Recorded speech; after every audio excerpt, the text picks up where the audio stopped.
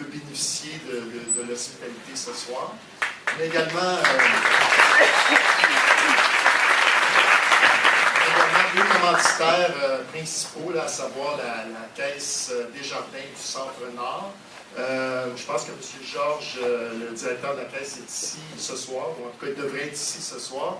On est très heureux qu'il appuie le projet. Là, je pense que ça s'inscrit bien dans la tradition de, si on veut, d'engagement social et d'ancrage dans la communauté qui, je pense, caractérise quand même assez bien les caisses Desjardins.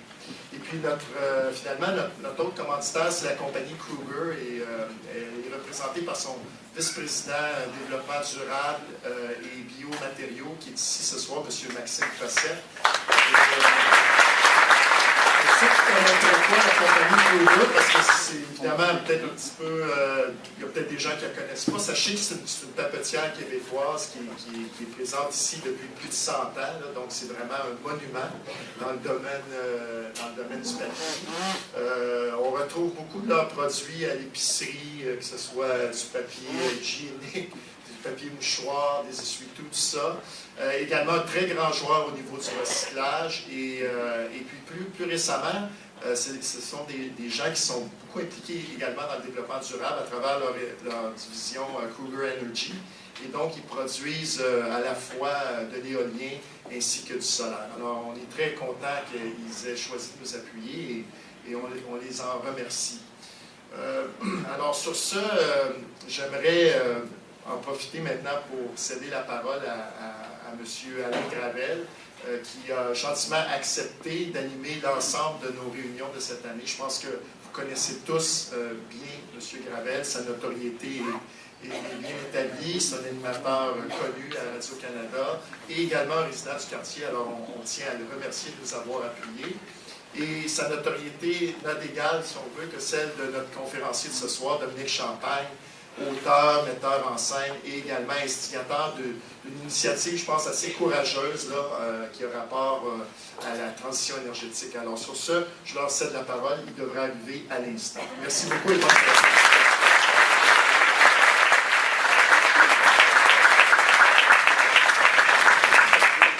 Bonsoir. Bonsoir tout le monde. Merci d'être venu. Je trouve que moi, j'étais très content qu'on me fasse cette proposition de venir animer ces soirées parce que, d'une part, toute la question environnementale, c'est une question qui est très, très sensible et très importante au Québec et partout dans le monde. Mais dans mon quartier, ça me fait un immense plaisir, entre autres aussi, d'appuyer probablement le dernier journal qui se tient un petit peu dans le coin. L'information locale, c'est tout aussi important que l'information régionale, provinciale, nationale, internationale. C'est un petit peu désolant de voir l'état des... D'ailleurs, ça pourrait être l'objet d'une future conférence, l'état des médias locaux, médias internationaux. Et je trouve que c'est une très, très belle initiative, c'est une très belle idée des gens du journal, parce que les solutions ne sont pas faciles aujourd'hui, dans une période de mutation numérique, de greffer des événements à la survie ou à la vie d'un journal. C'est un peu comme maintenant le centre-ville à Montréal, c'est plus qu'aller magasiner, il faut qu'il y ait quelque chose. Et d'avoir des événements greffés à un journal, toujours aussi, donc c'est pas un engagement militant de journal, mais c'est un engagement d'information. C'est pour ça que ça me fait un immense plaisir. Et ça me fait un immense plaisir de le faire ce soir avec Dominique Champagne. Bonsoir. Bonsoir. Alors, la façon dont ça...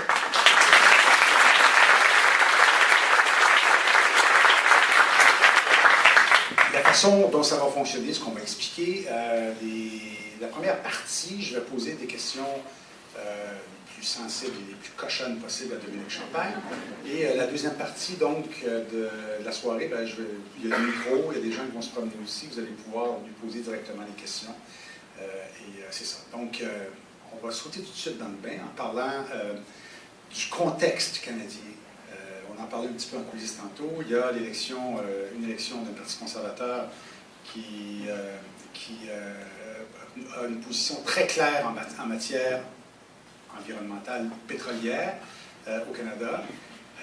Et quand on calcule, donc, il y a Kenny, il y a Ford en Ontario, il y a le Manitoba aussi, en Colombie-Britannique, c'est fragile.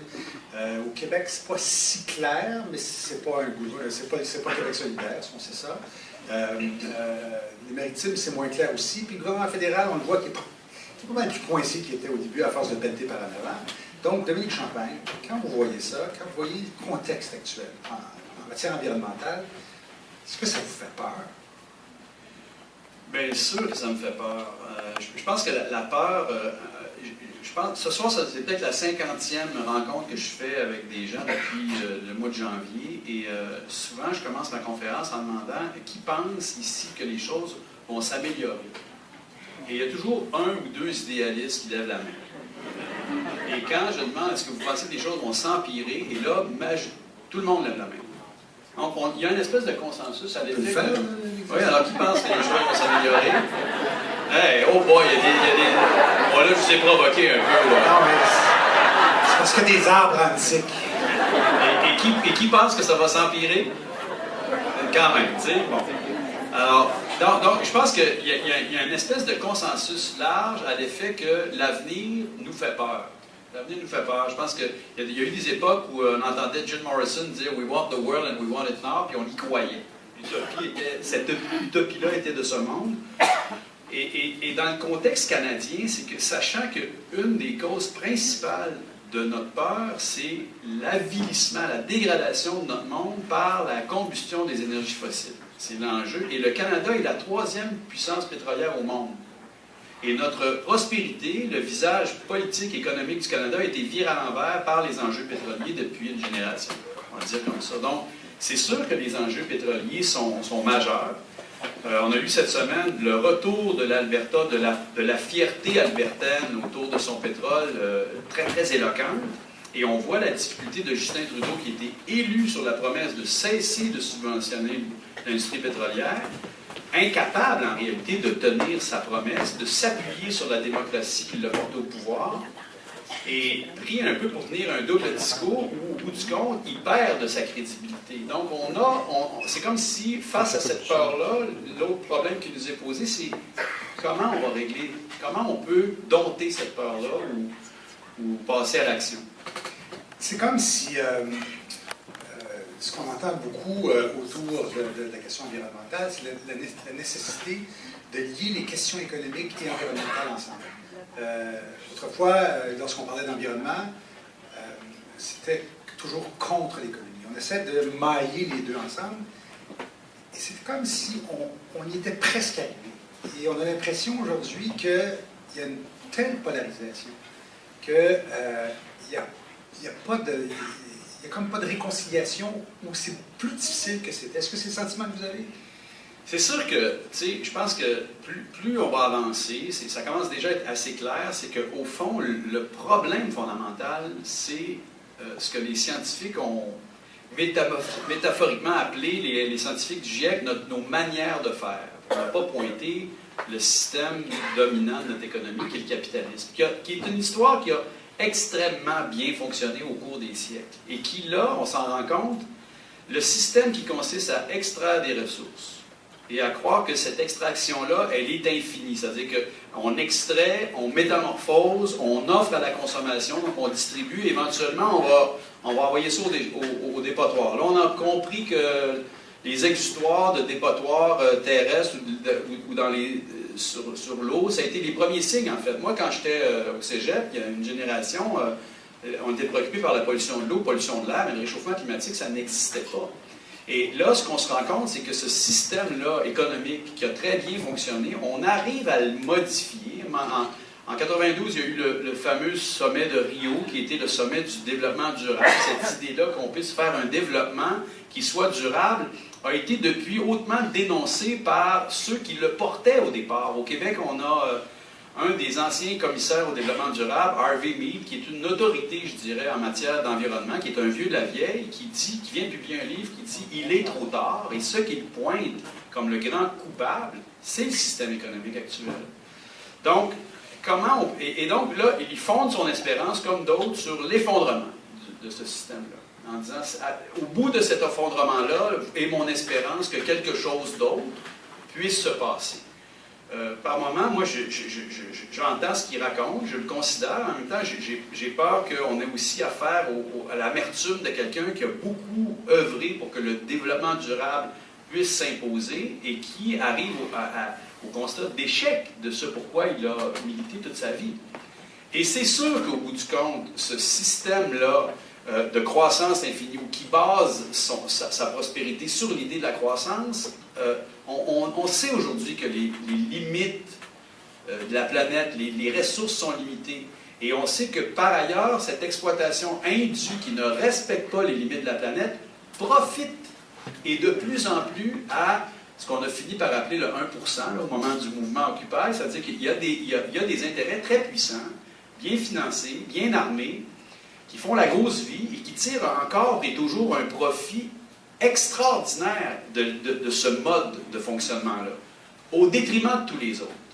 Alors, est-ce que ça va continuer encore à ce point que la part de l'humanité qui souffre de cette injustice-là, d'un système qui, par ailleurs, a réussi à repousser les limites de la famine, à faire remonter le niveau d'éducation. Hein? Il y a eu, avec le pétrole et la prospérité des 30 Glorieuses, mais il y a eu énormément d'effets positifs. Ce qui fait que c'est d'autant plus difficile de s'en détacher que le système a, somme toute, bien fonctionné. Mais là, on arrive à une période où on touche aux limites, sur le plan des égalités ou des inégalités, et la nature commence à nous parler violemment, en réponse aux violences que ce système-là a fait à la nature depuis 50 ans, disons, mettons depuis 150 ans, mais les statistiques disent qu'on a pelleté dans l'atmosphère, la moitié du carbone qu'on a pelleté dans l'atmosphère, on l'a fait depuis 30 ans.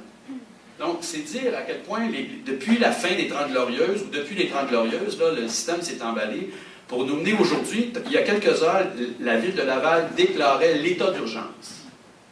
Puis à Rigaud, on entend, on voit les inondations s'en venir, on dit que ça va être pire. Et là, il y en a encore 2-3 pour dire que c'est pas lié.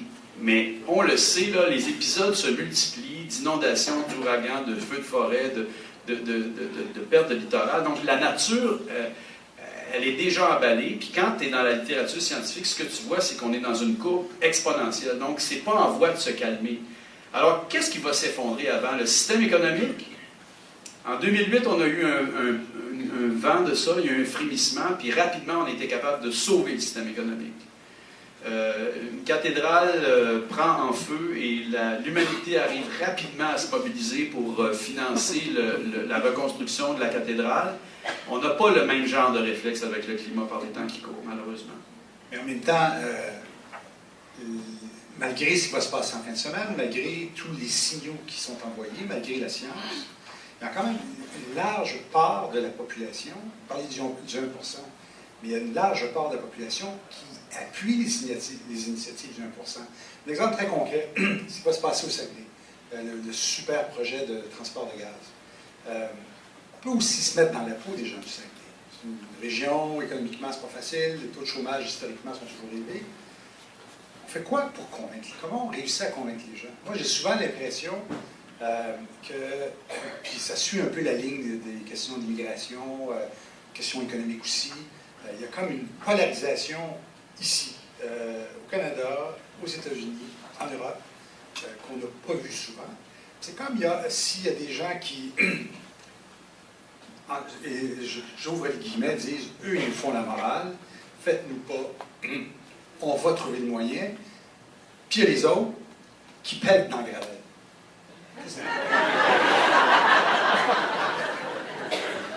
Donc, comment ça s'explique d'une part?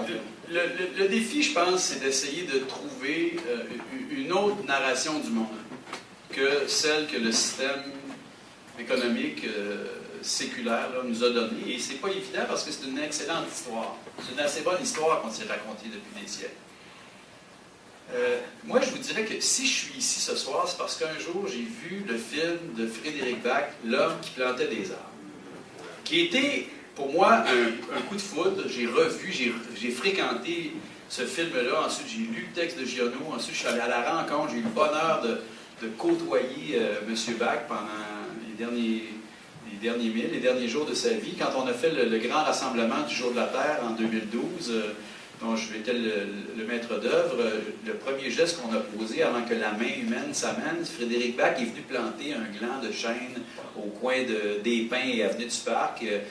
J'étais avec lui, avec un jeune enfant. Et pour moi, c'est la rencontre de cet homme-là, mais de cette œuvre-là, du personnage d'Elzéar Bouffier, qui patiemment, dans sa solitude, avait entrepris de faire revivre une terre désolée et qui a ramené le miracle de la vie dans un pays de désolation.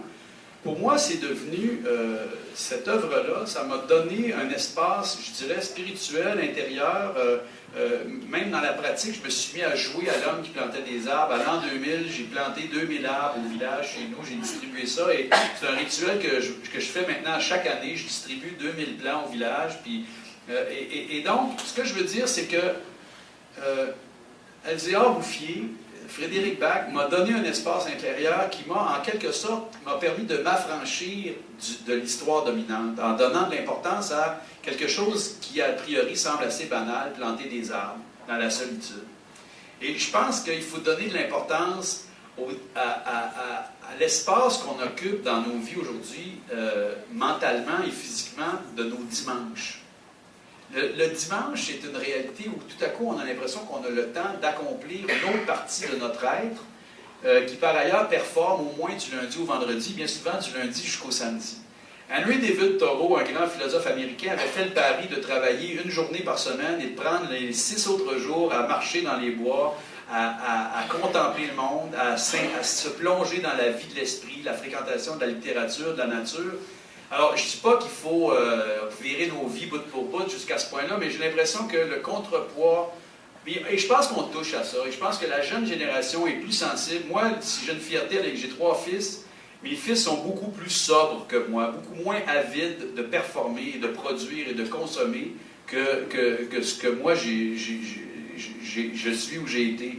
Et donc, j'ai l'impression que il y a Pierre Rabhi, un militant écologiste, un fermier, un agriculteur français de renom qui parle de la sobriété joyeuse. Et je pense que c'est une part. C'est pas... Bien sûr, il y a cet appétit de la performance, de la reconnaissance, du pouvoir d'achat. On a l'impression d'exister quand on a... bon, tu sais, c'est le grand culte. J'ai fait un show avec Yvon Deschamps un jour sur la somme de son personnage. Puis Yvon Deschamps, il me disait, le jour où le boss meurt, le gars de l'achat vient de perdre le sens de sa vie et il est prêt à se suicider. Donc, on était beaucoup dans cette valorisation de faire, de produire, de consommer. Et là, on touche les limites de cette pratique-là. Dans votre stratégie, donc je reviens à la question quand même, cette polarisation, est-ce qu'il y aurait lieu, par exemple, avec le pacte, avec les gens aussi qui sont liés à vous, vous travaillez, moi j'ai appris ça au Centre, je ne savais pas, 2 ans bénévole, ou à peu près, à faire des conférences partout. Vous vous êtes mis en parenthèse dans votre vie pendant 2 ans. Mais on a vu la réaction aussi au pacte.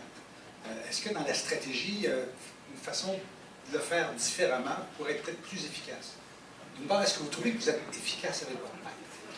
Bien, ce soir, c'est plein. Hein? La salle est pleine. C'est-à-dire qu'il y a quand même, il y a indéniablement un impact du pacte très positif. Moi, je le côtoie tous les jours. On a reçu... à mon grand étonnement, 100 000 courriels dans les 3 semaines qui ont suivi le lancement du pacte, avec toutes sortes de mots d'encouragement, mais aussi de requêtes. Je me dis, mon Dieu, là, on correspond à un vide, on vient de remplir un vide, puis là, bon, j'ai l'impression qu'on vient d'ouvrir une succursale du Vatican, puis qu'on est dépositaire de tous les miracles. Donc, il y a eu, en termes d'efficacité, puis ensuite, il y a eu un impact médiatique. Combien de signatures maintenant? Aujourd'hui, on est à 270 000 et des poussières. Moi, je me suis commis pour 1 million. En fait, mon vrai chiffre, c'était de me dire qu'il y a 1,5 million de Québécois qui ont voté pour la CAQ, le dernier de classe en environnement. Alors, ça serait bien que la démocratie fasse contrepoids à cet exercice démocratique qui était l'élection du 1er octobre et qu'on soit à 1 million à s'élever plus. Bon, il y a eu tout un joyeux festival de lançage de boîtes parce que dans ma stratégie, qui s'est avérée peut-être inefficace, mais même ça, on pourra en discuter, moi j'ai convaincu mon ami Guy Laliberté de signer le pacte. Et lui me disait, non, embarque-moi pas là-dedans, je vais desservir ta cause, ils vont me tirer dessus, je suis une cible trop facile. Et moi je lui disais, si je m'adresse à la gauche écologiste militante, c'est pas la peine. Ce créneau-là, il est occupé par Québec solidaire, par les groupes environnementaux. Alors, je vais faire un chèque, puis je vais aller faire des shows, mais je pense qu'il y a un échec de cette militance écologiste de gauche qui nous mène au fait que ça reste dans la marge. Et moi, j'en appelle aux hommes et aux femmes de bonne volonté, comme, tu sais, souvent je dis, moi je suis fils de... Mon grand-père, le père de mon père était soudeur à Saint-Joseph-de-Sorel et le père de ma mère était juge à Outremont. Et moi, j'ai toujours voulu faire des shows pour parler à mes deux grands-pères. Ça a toujours été des phares qui m'ont guidé dans mon travail. Donc, j'ai dit, on va lancer le PAC pour s'adresser à tout le monde. Donc, Guy, il faut que tu viennes signer. Louis Morissette, on en parlait tantôt, me disait, ben non, moi, je suis tellement, je veux dire, j'ai pas de Ford 150, j'ai pire que ça, puis je fais des voyages en jet, puis ci, puis ça. Puis je dis, ben viens parler de ça. Sinon, ça va être encore une fois juste les convertis qui vont venir. Et je les ai ralliés. Mais c'est sûr que les chroniqueurs de droite se sont empressés de taper sur le messager, et là, c'est venu occulter. A priori, je pense que le message a été bien relayé. Là, il y avait 2000 signatures à l'heure pendant 3 jours, puis à un moment donné, là, il y en a qui se sont mis à réagir. Et là, il y a vraiment eu des tirs groupés. Là. Moi, je peux faire une coïncidence entre des articles publiés, des émissions de radio et de télé, là, et la courbe des signatures sur notre site, là, on voit ça. Il y a une corrélation évidente. Donc là, je suis devenu... Puis moi, j'ai pas les nerfs. Dans la stratégie, c'est que j'étais un peu... Ça m'arrive d'être émotif, et j'ai dérapé quelquefois en ondes, je m'en confesse. Je me dis, garde le sourire, mais quand Éric Duhaime, je garde mon calme 20 secondes, puis là, Martineau, que je connais, que j'admirais il y a 30 ans quand il était au voir, était une curiosité intellectuelle extraordinaire, il est tellement mal vieilli, comme un mauvais vin. Et moi, quand je fais l'émission avec lui, je dis, ben Richard, tu peux pas me parler comme ça, voyons, je le tutoie, puis j'en reviens pas. Puis là, ben, il est très convaincu de son personnage, qui visiblement fait mouche. Alors, donc, le message qui était somme toute, au fond, assez candide, c'était de relayer l'appel du secrétaire général des Nations Unies qui disait les chefs politiques n'y arrivent pas. On a signé un accord à Paris il y a 3 ans et il nous reste 2 ans. Quand ils vont revenir dans 2 ans, se rassembler pour faire le bilan, on n'aura pas des bonnes nouvelles. Alors j'en appelle à la société civile. Et quelques semaines après, on élit la CAQ au Québec, et quelques semaines après, les scientifiques du GIEC sortent leur rapport en disant il nous reste 10 ans pour procéder à, je les cite de mémoire, là, à un changement rapide et radical de nos modes de vie, de nos manières de faire. Alors moi, je dis, bien, lançons un pacte où on dit, nous, on va faire notre part. Donc, c'est assez candide, mais on ne va pas juste pointer les maudits gouvernements puis les maudits capitalistes. On dit, nous, comme individus, on peut procéder à des changements de comportement pour atteindre les cibles qui sont nommées par la science. Réduire de 50% nos émissions d'ici 10 ans, d'ici 2030.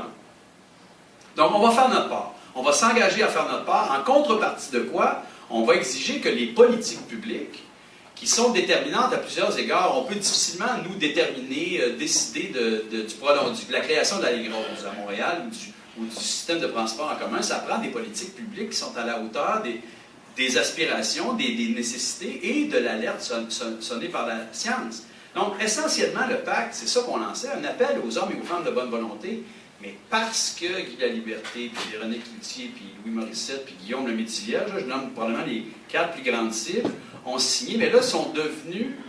On s'est mis à attaquer le messager, puis moi, j'ai voulu me porter à la défense de ces gens-là, et là, ça m'a fait déraper. Je suis devenu mauvais messager moi-même. Mais là, t'assumes. Tu sais, moi, je suis parti, j'y vais, je suis au bat, et je vais durer, et je vais le faire. Si je n'avais pas évité Guy Laliberté, Véronique Cloutier, puis que je m'étais présenté avec 50 scientifiques de la plus haute renommée qui ont contribué à la rédaction du pacte, je suis persuadé qu'on ne serait pas là ce soir et qu'il n'y aurait pas eu cet impact-là. Alors, moi, j'assume pour le meilleur et pour le pire cette lancée-là. J'en suis... Écoutez, moi, je pourrais être en Chine. Aujourd'hui, normalement, là, je serais en Chine en train de diriger une équipe de 300 techniciens, d'une centaine d'artistes pour créer le prochain show du Cirque du Soleil avec un immense budget. Puis je m'en mettrais plein les poches. J'en mettrais plein la vue au monde entier. Puis je serais assez fier de ce que je ferais. Mais, non, je ne dis pas ça pour me rendre intéressant, mais c'est devenu un problème de conscience tellement aigu que je préfère être ici maintenant à me battre contre des moulins à vent que d'être en train de faire tourner des ballons sur le monde.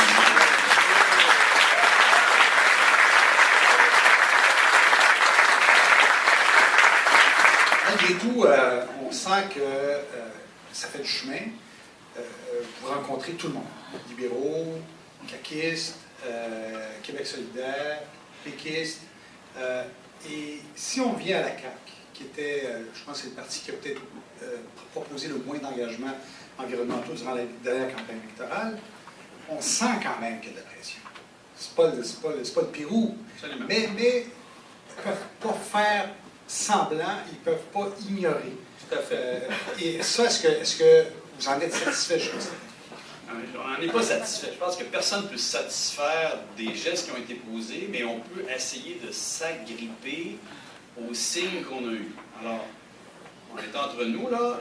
Moi, j'ai su que sur les derniers milles de la campagne électorale, avant même d'être élu, le parti, François Legault, appelle en renfort quelques éminences parmi le mouvement écologiste pour pouvoir se renflouer, parce qu'il voit bien qu'il y a, notamment à cause de la popularité des jeunes auprès du programme de Québec solidaire, mais le Parti québécois aussi qui avait une plateforme, un mauvais messager probablement, mais une plateforme assez solide, peut-être même plus réaliste que celle de QS, mais bon, je ne vais pas débattre de ça, mais tout ça pour dire que Legault, en fin de parcours électoral, il y a le réflexe déjà de se rapprocher de quelque chose qui n'appartient visiblement pas à sa philosophie politique, la question de l'environnement ou du climat.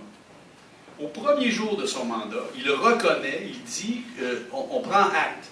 Le message est passé. Donc, comme premier ministre, là, tout à coup, il y a des responsabilités. Le rapport du GIEC va sortir ou vient de sortir. Donc, il en prend connaissance. Et moi, quand je lance le pacte, j'ai un bon ami comédien qui est un très bon ami de François Legault, qui joue au tennis avec lui depuis des années. Et je m'arrange, je sais ça. C'est qui? Je ne donnerai pas de nom. Mais, donc, il m'organise une rencontre avec François Legault et je dis, ben moi, je ne suis pas là, a priori, pour... je ne suis pas membre de l'opposition, je suis là pour participer à la lutte au réchauffement climatique. Donc, je vais lui présenter le pacte dans les jours qui suivent. Et je lui demande, est-ce que vous êtes saisi du rapport du GIEC, Monsieur le Premier ministre? Et il n'a pas entendu parler de ça. Alors, j'ai préparé avec un journaliste scientifique une synthèse de, on prend 5-10 minutes, pour lui faire état de ce que la science nous dit et de l'appel des scientifiques aux politiciens, aux leaders politiques. Alors, il prend acte et rapidement, il me dit, on a des projets de barrage et on va exporter notre électricité, puis on va aller fermer des centrales au charbon ou des centrales au mazout ailleurs et on va peut-être pas réduire les GES sur notre territoire, mais dans la balance, il n'y a pas de frontière pour le réchauffement climatique, on va faire la job. Et sa vision de la lutte au réchauffement climatique s'arrête à peu près là. Ou au fait qu'il s'était opposé au projet de la cimenterie McGuinness, qui est peut-être le plus grand pollueur ou un des plus grands pollueurs au Québec. Alors là, je lui dis, Monsieur Legault, c'est plus complexe que ça, et visiblement, vous avez des croûtes à manger. Je le dis en tout respect, je suis là pour vous aider. Non, mais je suis sincère, c'est-à-dire que je prends acte du fait que... et je lui dis, moi, je suis là, Monsieur Legault, un peu comme vous, je suis indépendant de fortune, parce que j'ai gagné le jackpot à Las Vegas, et je suis là parce que je suis le père de 3 fils, et j'aimerais ça les regarder dans les yeux en 2030, puis dire, j'ai fait mon bout. On se laisse, OK? Au bout d'une heure, 1h30 de conversation, on se laisse en promettant de se reparler, parce que j'espère contribuer avec les scientifiques qui m'entourent à des solutions pour le gouvernement. 3 semaines plus tard, son premier discours à l'Assemblée nationale, il dit, je le cite de mémoire, « Je ne pourrai pas regarder mes 2 fils dans les yeux sans avoir répondu à l'urgence climatique. » Mais moi, je m'en félicite, je me dis, mon Dieu, il y a un progrès. C'est la première fois dans la pensée politique de François Legault qu'il reconnaît l'urgence climatique. Maintenant, qu'est-ce qu'on fait? Très bien. Alors, qu'a fait le premier ministre Legault depuis le jour où il a reconnu l'urgence climatique? Quel geste politique convaincant a-t-il posé? Il y a toujours un moment, je la pose souvent celle-là, puis j'adore le silence qui suit la question. Il avait d'abord nommé au ministère de l'Environnement une ministre tellement compétente dans ce domaine-là que tous les points de presse qu'elle faisait, on avait peur qu'elle pète aux frettes. Et il a rapidement reconnu son erreur. Il l'a remplacé par quelqu'un, Benoît Charette, qui n'est pas nécessairement non plus un champion d'environnement, mais qui a sûrement un talent de politicien plus aiguisé que celui de Marie-Chantal Chassé. Et donc, Benoît Charette, au premier jour de janvier, je m'en vais lui porter en main propre un projet de loi que je suis allé porter au premier ministre quelques jours avant Noël, sous la forme d'un cadeau de Noël, en lui disant, « Monsieur Legault, je vous prends au mot. Vous reconnaissez l'urgence climatique. Voici un projet de loi d'un ancien commis d'État qui a écrit des lois au ministère de l'Environnement pendant 30 ans, qui est à la retraite maintenant, est venu me porter.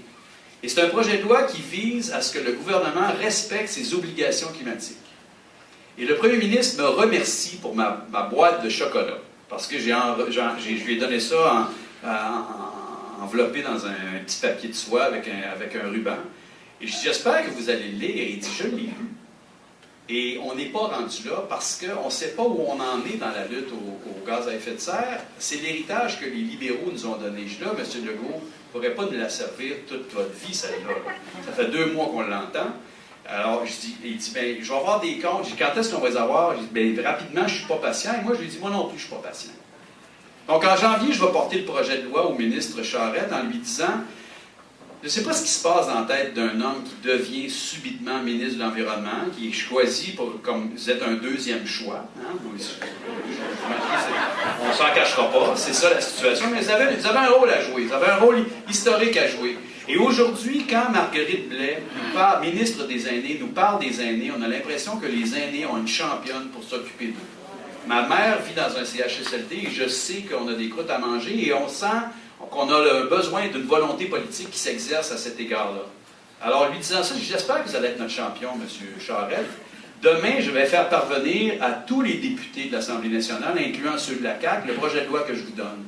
Et j'espère que vous allez en être le porteur, parce que visiblement, votre premier ministre n'est pas prêt à ça. Et là, je lui raconte l'histoire d'un ministre, Benoît Charette est un ancien péquiste. Je lui raconte l'histoire d'un ancien ministre libéral appelé René Lévesque, qui, contre l'avis de son premier ministre, au milieu des années 60, alors qu'il est ministre des Richesses naturelles, décide de s'emparer de l'idée de nationaliser l'électricité et avec la volonté politique, alors que le SAGE est opposé à l'époque à ce projet-là, il va entreprendre une grande campagne d'information démocratique et au terme d'une élection référendaire avant le temps, appelée celle du maître chez nous, on a fondé notre modernité énergétique sur 2 valeurs fondamentales, le partage de la richesse et une énergie propre. Alors, je veux juste vous faire rêver à ce qu'un ministre investi d'une mission peut faire, M. Charette. Sa réponse dans l'enceinte de l'Assemblée nationale, quand les libéraux proposent une motion, ils ne relaient pas mon projet de loi, ils n'ont pas eu ce courage, mais ils proposent une motion demandant au gouvernement de déposer lui-même un projet de loi qui respecterait les obligations climatiques du Québec. La réponse du ministre Charette, c'est éventuellement, peut-être. Moi, quand une situation est urgente, je ne dis pas éventuellement, peut-être, on va appeler l'ambulance. Et on en est là. Il y a eu, il y a 2 semaines, le budget où il y a eu une mesure qui peut nous donner une sorte de vague espérance que quelque chose est en train de se passer. On a décidé d'investir 1,5 milliard dans les voitures électriques. Ce n'est pas la panacée, mais c'est une bonne mesure. Et je vais la saluer. Mais par ailleurs, il ne faut pas se laisser leurrer par ce genre de mesures-là. Il y a des engagements financiers autrement plus importants dans un développement économique qui continue de nous mener vers la dégradation de notre monde. Le projet du 3e lien, des élargissements d'autoroutes, la faveur à l'égard du projet de gazoduc, qui vise encore à multiplier la distribution d'énergie fossile dont la combustion est mortifère. Il y a des projets qui sont d'une évidence pourtant, et alors qu'il y a des solutions dans le Québec Inc. de la transition qui créent des jobs porteuses d'un meilleur avenir, des jobs à 25$ puis au-dessus, qui devraient nous donner espérance, mais sur le plan de la volonté politique, on n'en est pas là. Alors, moi, j'ai pris ma carte de la Coalition Avenir Québec il y a 1 mois et demi en disant « OK, je vais continuer de militer. » Je milite au parti. Je me suis rendu à Laval, à la table de consultation sur l'environnement parce que, pour répondre à votre question... On a un scoop, là, quand même. La CAQ est en mode rattrapage sur sa plateforme électorale.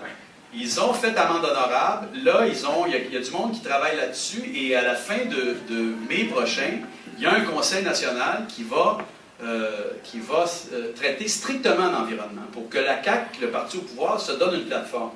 Alors, je ne veux pas vous obliger à prendre votre carte à la CAQ, mais imaginez que les 270 000 signataires du PAC se pointent au Congrès au mois de mai avec des amendements aux propositions pour s'assurer que la barre est mise à bonne place. Je serais donc heureux de l'efficacité du mouvement à ce moment-là.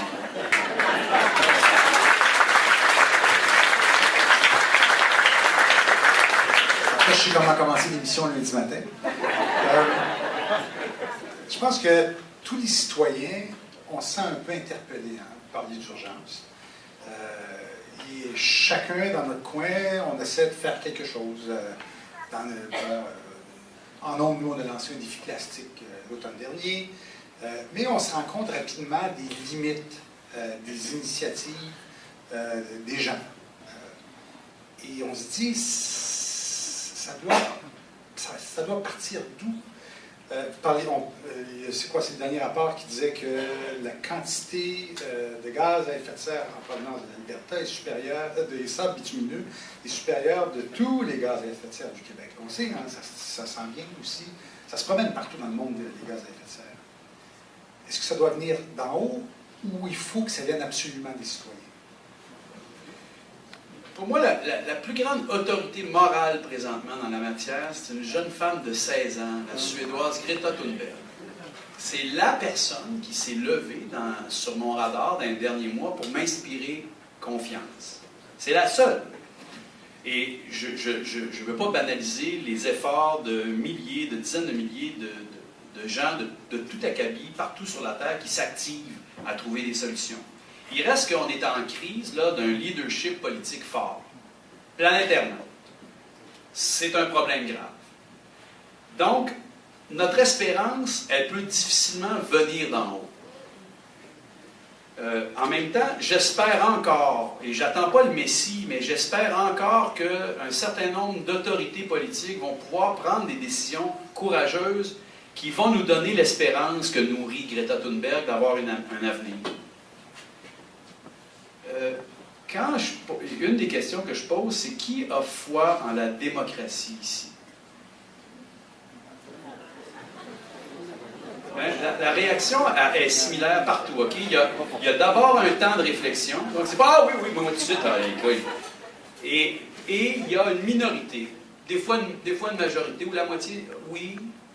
Maintenant, je vous pose une autre question. Qui pense qu'on peut faire une différence, qu'on peut changer quelque chose?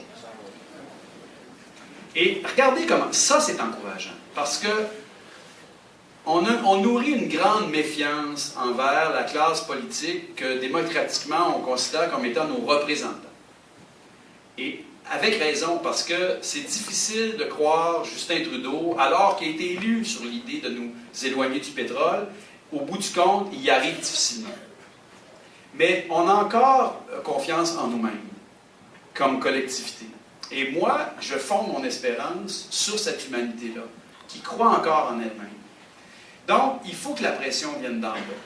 Moi, je me promène de bas en haut et de haut en bas, de droite à gauche et de gauche à droite par les temps qui courent, parce que je me dis qu'il faut être tous unis pour le climat. Il faut qu'on soit tous ensemble et il faut que ça vienne de partout. Et il y a des choses qu'il faut refuser. Il y a des gestes qu'il faut refuser. Et moi, j'ai participé là, à la saga du gaz de schiste pendant 4 ans de durs combats. On a réussi. On était d'abord une poignée de citoyens, mais on a stoppé une industrie extrêmement puissante qui avait la complicité du gouvernement. On les a arrêtés. Et présentement, ils sont en train de négocier. Ce n'est pas un scoop, mais le communiqué est sorti aujourd'hui. Michael Binion, le remplaçant de Lucien Bouchard à la tête de l'Association des pétrolières et gazières, menait une poursuite contre le gouvernement suite au projet de loi sur les hydrocarbures. En disant, ben là, vous nous avez cédé les permis, puis tout à coup, on n'a pas le droit d'utiliser les techniques qui étaient connues à l'époque pour pouvoir valoriser nos permis. Alors, ils menacent le gouvernement de poursuite, et hier, ou récemment, ils ont laissé tomber la poursuite. Et là, moi, je fais partie de la gang de maniaques. Là, il y a du monde qui lise qui s'est inscrit au registre des lobbyistes récemment. Et là, on voit qu'il y a des lobbyistes du gaz qui se sont inscrits au registre, au gouvernement. On voit qu'il y a du monde qui sont en train de négocier pour des contrats d'excavation dans le comté de Lotbinière, peut-être des travaux qui pourraient se faire ici ou là, sur une terre gouvernementale où on n'ira pas acheter personne d'autre si on a un deal avec le gouvernement. Alors, or, on soupçonne que l'industrie est en train de dire au gouvernement, on va laisser tomber notre poursuite en échange d'un ou deux puits expérimentaux. Et moi, je sais une chose, et je l'ai dit au cabinet du premier ministre la semaine dernière, vous perdez votre temps. Parce que la souveraineté populaire des gens informés, notamment dans ce secteur-là, elle a beaucoup plus d'autorité que la vôtre, que celle du gouvernement ou celle de l'industrie, et ça ne passera pas. Et j'en suis convaincu. Maintenant, je ne calcule pas le nombre d'heures qu'il va falloir y mettre, mais on va gagner. Comme on a gagné, moi j'ai fait un documentaire sur Anticosti et je sais, de sources sûres, qu'il y a eu une influence considérable sur la décision de Philippe Couillard quand il a annoncé que le Québec n'allait pas à la COP à Paris pour se faire une belle jambe, qui a annoncé que le Québec allait se retirer du projet de pétrolier d'Anticosti. J'ai contribué à la victoire de la bataille de Kakuna contre un projet de port méthanier important, comme j'ai contribué à la victoire d'Énergie Est, du projet de pipeline d'Énergie Est. On a eu d'importantes victoires citoyennes en matière d'énergie. Le prochain qui s'en vient, c'est le gazoduc. Là, ils ont décidé de le mettre plus au nord, où il y a une masse critique de citoyens moins importante, mais cette bataille-là aussi, on va la gagner. J'en suis persuadé. Mais on n'est pas là pour refuser. On n'est pas là strictement pour refuser. Il y a des choses qu'il faut refuser. Je pense qu'il faut manifester notre autorité souveraine de citoyens qui occupent le territoire. C'est l'eau. Moi, souvent, là, je me dis, on va ramener ça au ras des pâquerettes. C'est l'eau qu'on boit, c'est l'air qu'on respire, c'est la terre dont on se nourrit, c'est l'atmosphère qu'on occupe, c'est le territoire qu'on occupe. Et il n'y a pas une compagnie minière ou une compagnie gazière qui va venir nous désapproprier de ça. Au nom de quoi? De combien de jobs? Et on les aura, les débats sur les jobs au Saguenay, quand ça sera le temps de les avoir. Là, ils sont en train de nous préparer une propagande où tout à coup, là, on est dans le gaz naturel renouvelable.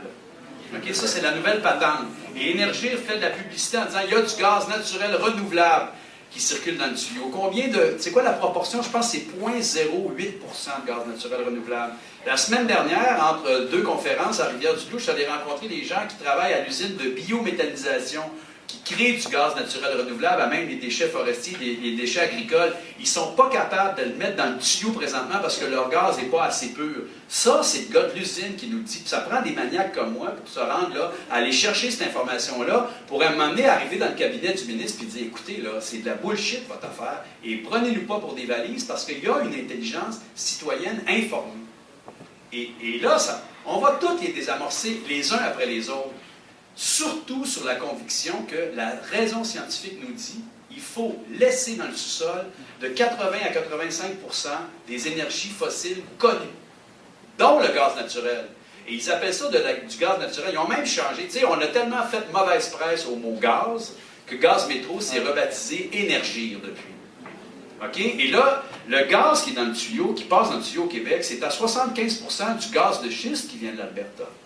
Alors là, vous allez être d'accord à transporter du poison en disant « mais c'est pas nous autres qui créons le poison ». Un instant.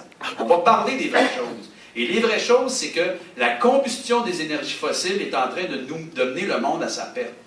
Alors, ne me faites pas pleurer avec vos créations d'emplois puis votre création de richesse. Il y a un art de vivre à développer. Et s'il faut refuser pour s'obliger à développer ça, bien, on va le faire. Ceci dit, moi, je suis un créateur de show. Je ne suis pas un refuseux. Je ne suis pas un gars contre, je suis un gars pour. Moi, dans mon métier, là, je pars de scène noire, je pars d'une page blanche, puis j'essaie de faire émerger un monde complètement artificiel qui va séduire une salle et des artistes qui vont le faire sur scène. Ça, c'est ce que je sais faire dans la vie, c'est ce que j'aime faire dans la vie.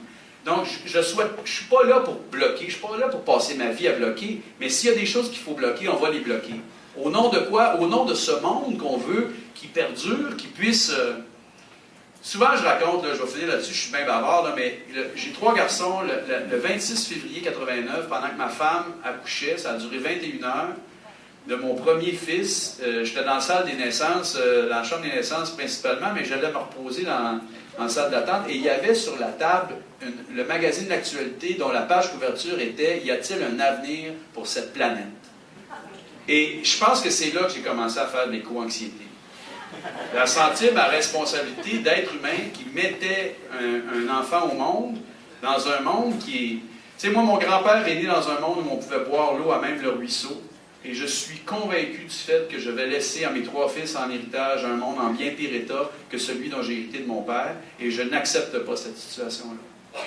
Alors, je suis là pour essayer d'inspirer... Oui, les citoyens, mais parce qu'on est tous d'accord avec le fait que ça va mal, que ça va être pire, puis qu'il faudrait donc faire quelque chose. Mais après ça, prendre l'engagement de poser des gestes. Déjà, signer le pacte, il y a du monde qui le signe, ils ne l'ont même pas lu. Il y a du monde qui le lise, qui le signe, puis que ça finit là. c'est un moyen défi de relever le défi du pacte, de s'éloigner du pétrole, de modifier nos comportements en matière de transport, en matière d'alimentation, de savoir même par où commencer. C'est la grande énigme. C'est qu'on est d'accord avec le fait qu'il y a quelque chose qui nous déprime, qui nous inquiète et qui nous angoisse, mais par ailleurs, trouver les solutions, ce n'est pas un réflexe qu'on a. On est en train de faire l'effort de se mettre en mode solution. Dernière question pour ma part, puis après, je vais laisser les gens sur le parterre, donc l'opportunité de poser des questions à Dominique. Je vous écoute, puis je me dis, il va probablement avoir un gouvernement vert à l'île du Prince-Édouard bientôt, pour la première fois au Canada. Je vois Stephen Guilbeault, il est jugé très sévèrement par certains environnementalistes au Québec, mais quand même, je pense qu'il y a un intérêt pour concilier le militantisme avec la réalité du pouvoir. Ne serait-il pas temps pour des gens comme vous d'envahir, de prendre possession des lieux de pouvoir aujourd'hui? Ça ne vous tente pas? Deuxième scoop de la soirée. Non, honnêtement, je me suis fait cette réflexion-là il y a un certain temps, en 2012. Là, un jour, j'ai lancé un appel quand le Canada s'est retiré de Kyoto à ce qu'on se rassemble au jour de la Terre, 3-4 mois plus tard. Et je me souviens très bien, je suis au sommet du building à Transat, là, puis il y a 250 000 personnes qui sont en train de créer cette main humaine-là, après que Frédéric Bach ait planté le gland du chêne. Et je me fais la réflexion, j'ai dit, tout ça, là, ça sert à rien. Et c'était brutal, mais je me disais, je ne suis pas sûr qu'on va avoir des gains. Une fois que le party est fini, là, tout ce monde-là va se disperser, va s'en aller dans son créneau, puis je ne sais pas à quoi ça rime au bout d'avoir fait le show. Et donc, je me pose la question, est-ce qu'il ne faut pas que je m'engage politiquement de façon plus concrète? Je fais mon examen de conscience et j'ai procédé à un jeu. J'ai pris le site de l'Assemblée nationale du Conseil des ministres, j'ai enlevé tous les noms des ministres et j'ai envoyé à une trentaine d'amis, le jeu suivant, nommez-moi votre Conseil des ministres idéal et moi, je m'engage à aller les rencontrer. Et j'ai fait ce jeu-là, ça a duré un certain temps, et la règle, si je vous convainc de vous présenter, je vais y aller avec vous. Et on va se présenter comme non-alignés, parce que je voyais à quel point la politique partisane limite, plutôt qu'émanciper. Bon, c'est mon analyse. Alors, je dis, on va se présenter comme une gang d'indépendants. Et bon, ça a fait long feu. Je pense que je n'ai pas eu le courage. Et j'ai fait cette réflexion-là qu'au bout du compte, je ne pense pas que je sois... Je pense que je suis trop loose cannon, grand gueule. J'ai vu mon ami Pierre Curzi être très malheureux au Parti québécois, d'abdiquer souvent sa liberté d'expression au nom d'une ligne de parti avec laquelle il n'était pas en accord. Il a fini par sortir du PQ. Et finalement, Pierre n'a pas donné le meilleur de lui-même en plongeant dans l'action politique. Donc pour moi, c'est une sorte de miroir. Il reste que j'en fais de la politique et j'y vais dans les lieux de pouvoir. Je participe à un exercice, je pense, d'empowerment citoyen assez fort par les temps qui courent. Il y a un éveil croissant, une grande mobilisation qui est en train de se passer. Il y a une grande campagne de sensibilisation, de mobilisation, d'éducation citoyenne qui n'a pas fini de croître. Je l'espère, je le crois. Donc, il y a aussi d'autres façons de faire de la politique. Moi, je fais de la politique à tous les jours, à temps plein. Mais je dis, et de me dédier à ce qui est la source première de ma motivation, c'est la qualité du monde dans lequel l'avenir, la suite du monde. La suite du monde. Alors, je fais de la politique. Je pense que le pacte, c'est un geste politique qui peut en imposer et qui, dans la souveraineté populaire qui peut s'y exprimer, peut en imposer plus qu'un ministre, au bout du compte, à son premier ministre ou au Conseil des ministres. Je n'ai pas de doute là-dessus. Maintenant, est-ce que ça va se passer? Qu'est-ce que ça va avoir changé? J'en sais rien. Je n'ai pas de réponse à cette question-là.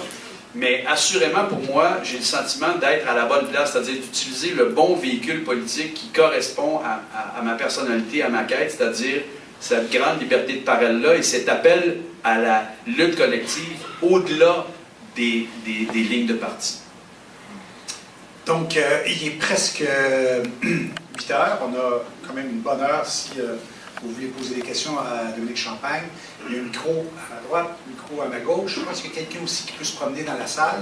Si vous avez des questions, peut-être vous identifier. Oui, Frédéric Bataille, je fais partie d'un groupe citoyen qui s'appelle ANSIC pour la promotion du transport actif. En fait, je vais revenir sur un des points que vous avez mentionné. C'était sur le 1,5 milliard sur les autos électriques. Personnellement, moi, je trouve pas que c'est une bonne mesure parce que on voudrait moins d'auto, pas plus d'auto. Fait que ma question, c'est est-ce que ce serait pas mieux de financer ceux qui n'ont pas d'auto?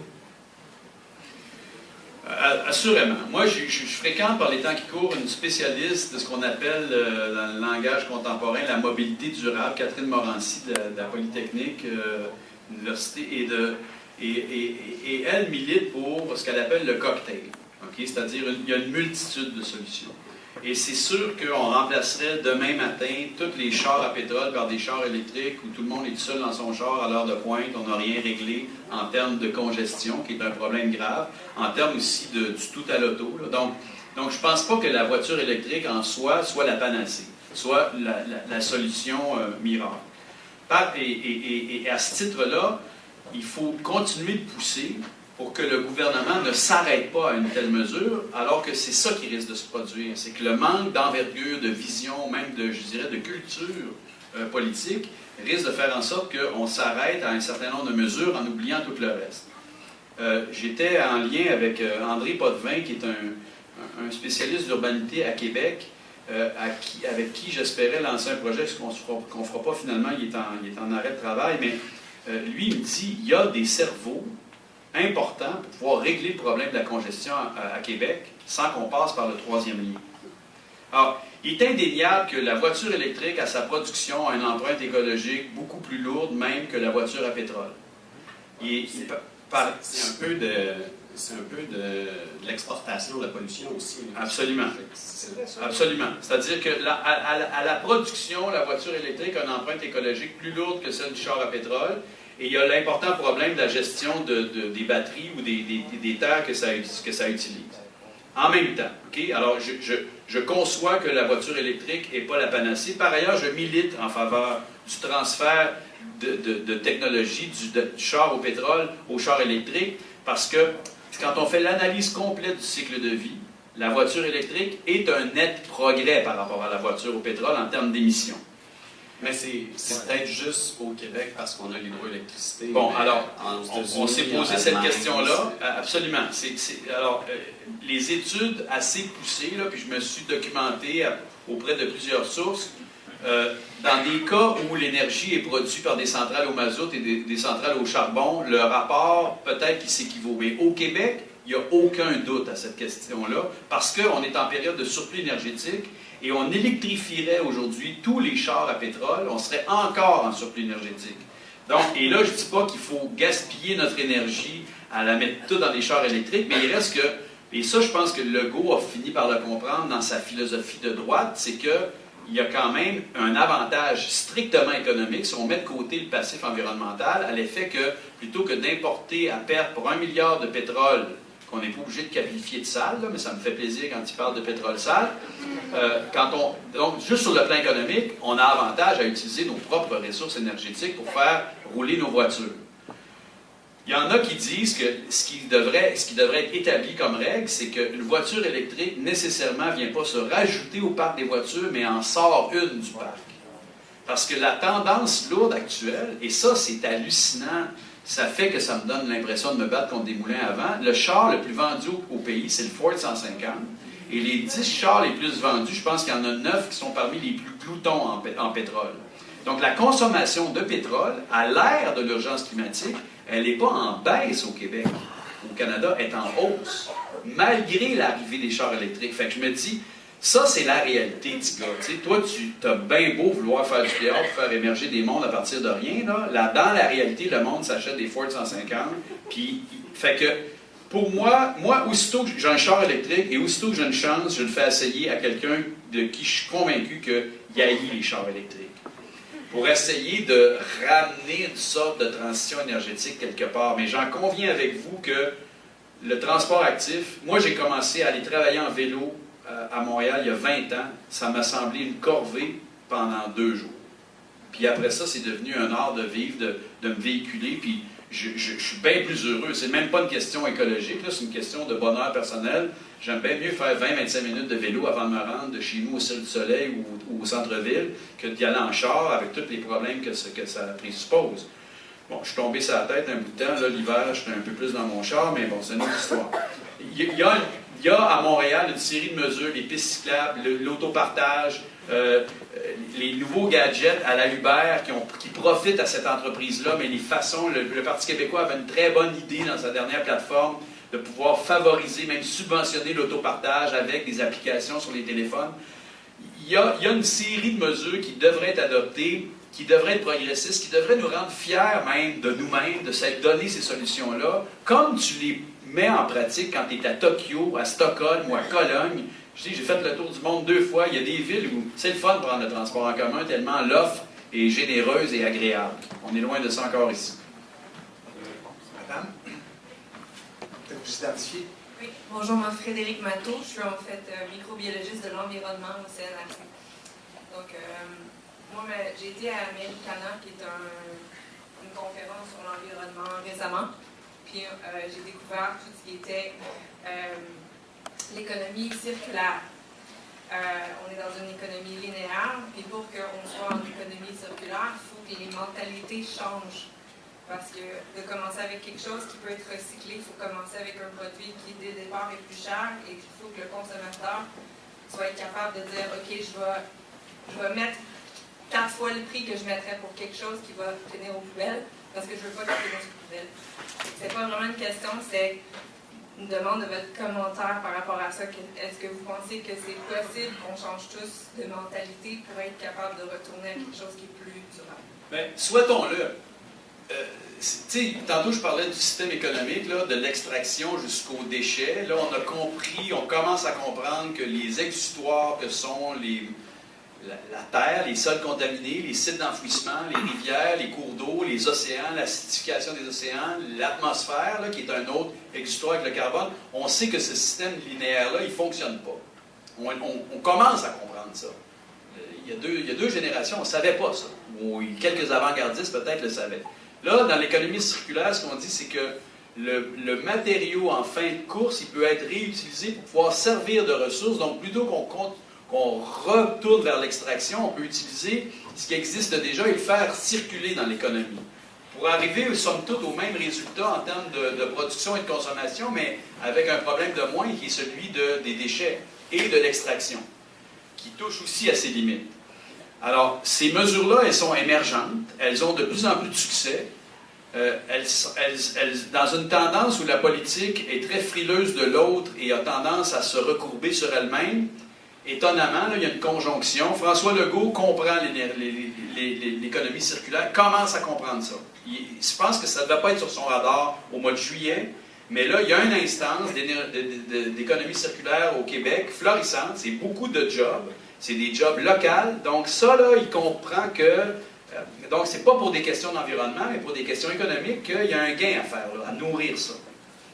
J'ai participé avec une gang d'étudiants de la faculté de droit à l'Université de Sherbrooke à un projet de rédaction d'une loi contre l'obsolescence programmée, qui est une autre façon d'encourager l'économie circulaire. C'est-à-dire que là, vous programmez la péremption de l'imprimante que j'achète pour pouvoir m'en faire acheter un autre. Ça nous est tous arrivé. Là, à un moment donné, le driver, il ne marche plus. Elle ne marche plus, ton imprimante. Tu vas faire des recherches et des recherches, c'est plus possible. Et là, tu comprends que c'était planifié. C'est odieux, mais ça profite à un système qui profite de ce genre de pratiques-là, et ça profite aux plus grands, qui sont les plus puissants, qui ont les plus grosses machines de fabrication de consentement, de marketing et le reste. Donc, moi, j'étais allé donner une première conférence à Sherbrooke, j'entends parler de ce projet-là, et là, je dis, mais mon Dieu, il faut souffler dans cette voile-là. Et ce que je constate, c'est que c'est une gang d'étudiants de 20 ans qui vont combler un vide politique. Et là, je dis, mais là, inviter les politiciens, on s'est retrouvés avec Marois Risky, Lise Thériault, l'ancienne ministre de la Consommation, je n'ai pas son titre exact, donc Guy Ouellet, le député indépendant, un certain nombre de députés à venir défier, commenter le projet de loi. Je dis, mon Dieu, c'est extraordinaire que la société civile se dote elle-même des outils dont la société civile a besoin, contre les intérêts qu'on porte au pouvoir et qui ne sont pas préoccupés tant qu'on ne leur demande pas ou tant qu'on ne les exige pas. Alors, je suis allé relayer cette histoire à la table de consultation de la CAQ il y a 4 semaines, Et j'ai fait adopter par des caquistes qui sont du monde intelligent l'idée que ça serait une bonne idée qu'on se dote au Québec d'une loi contre l'obsolescence programmée. Elle a été déposée il y a 2 semaines.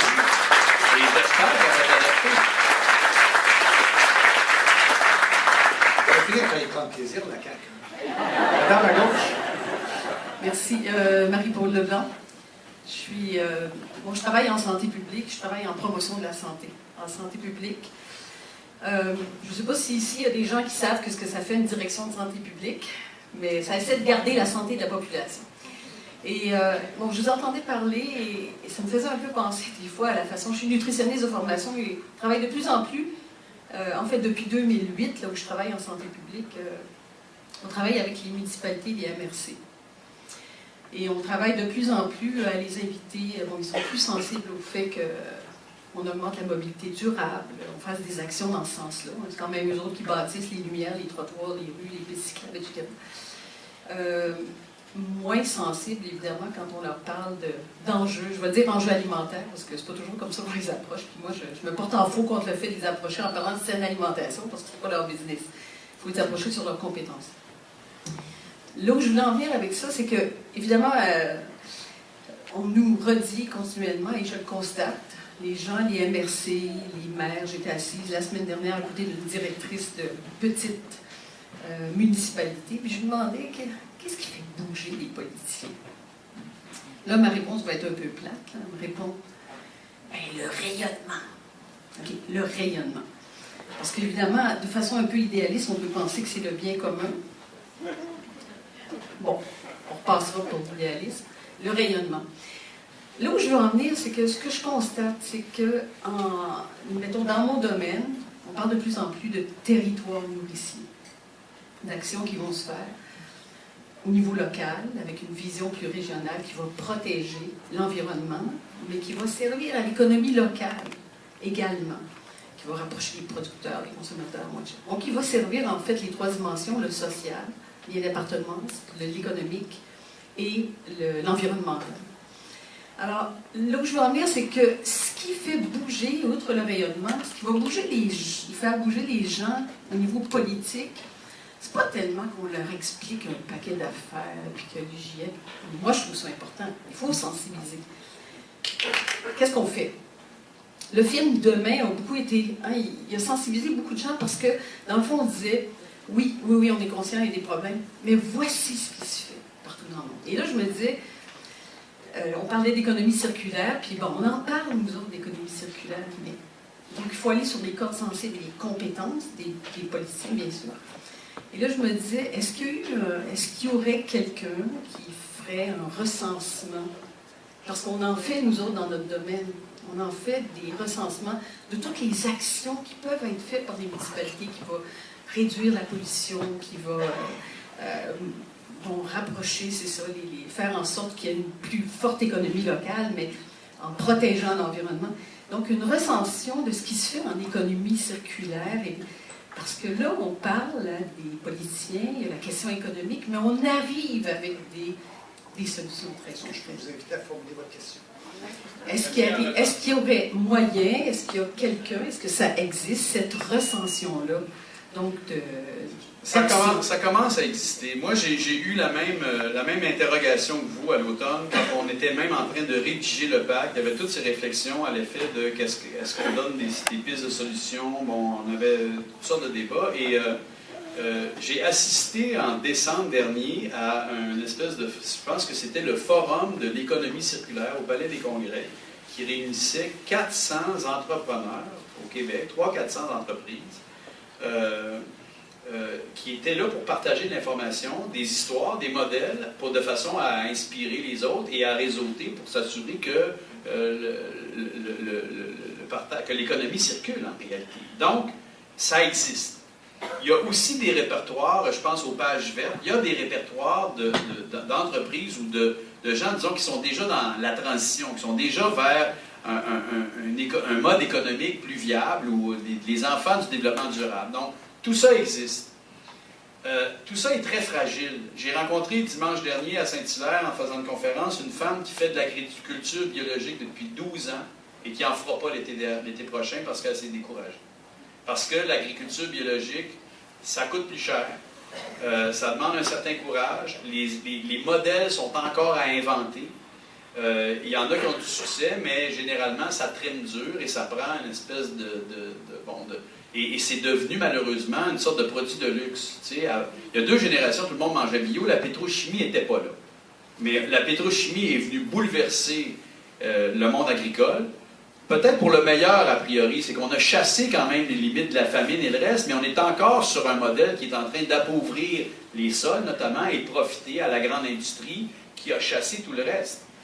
Aujourd'hui, quand tu vas voir l'UPA et tu leur demandes de sortir du pesticide, c'est un grave problème parce qu'ils disent la réalité, c'est qu'il y a des fermes familiales qui vont tomber si on leur coupe les pesticides puis vont se faire ramasser par les plus gros et on n'aura rien réglé. Donc, la solution, elle est complexe.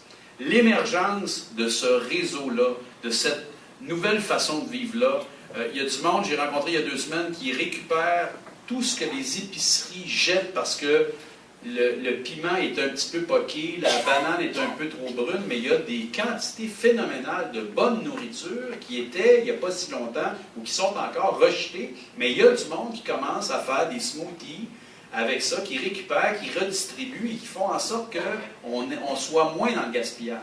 Parce que, bon, alors tout ça pour dire que tout ça émerge. Tout ça existe, tout ça, et ça mériterait effectivement d'être valorisé, d'être répertorié.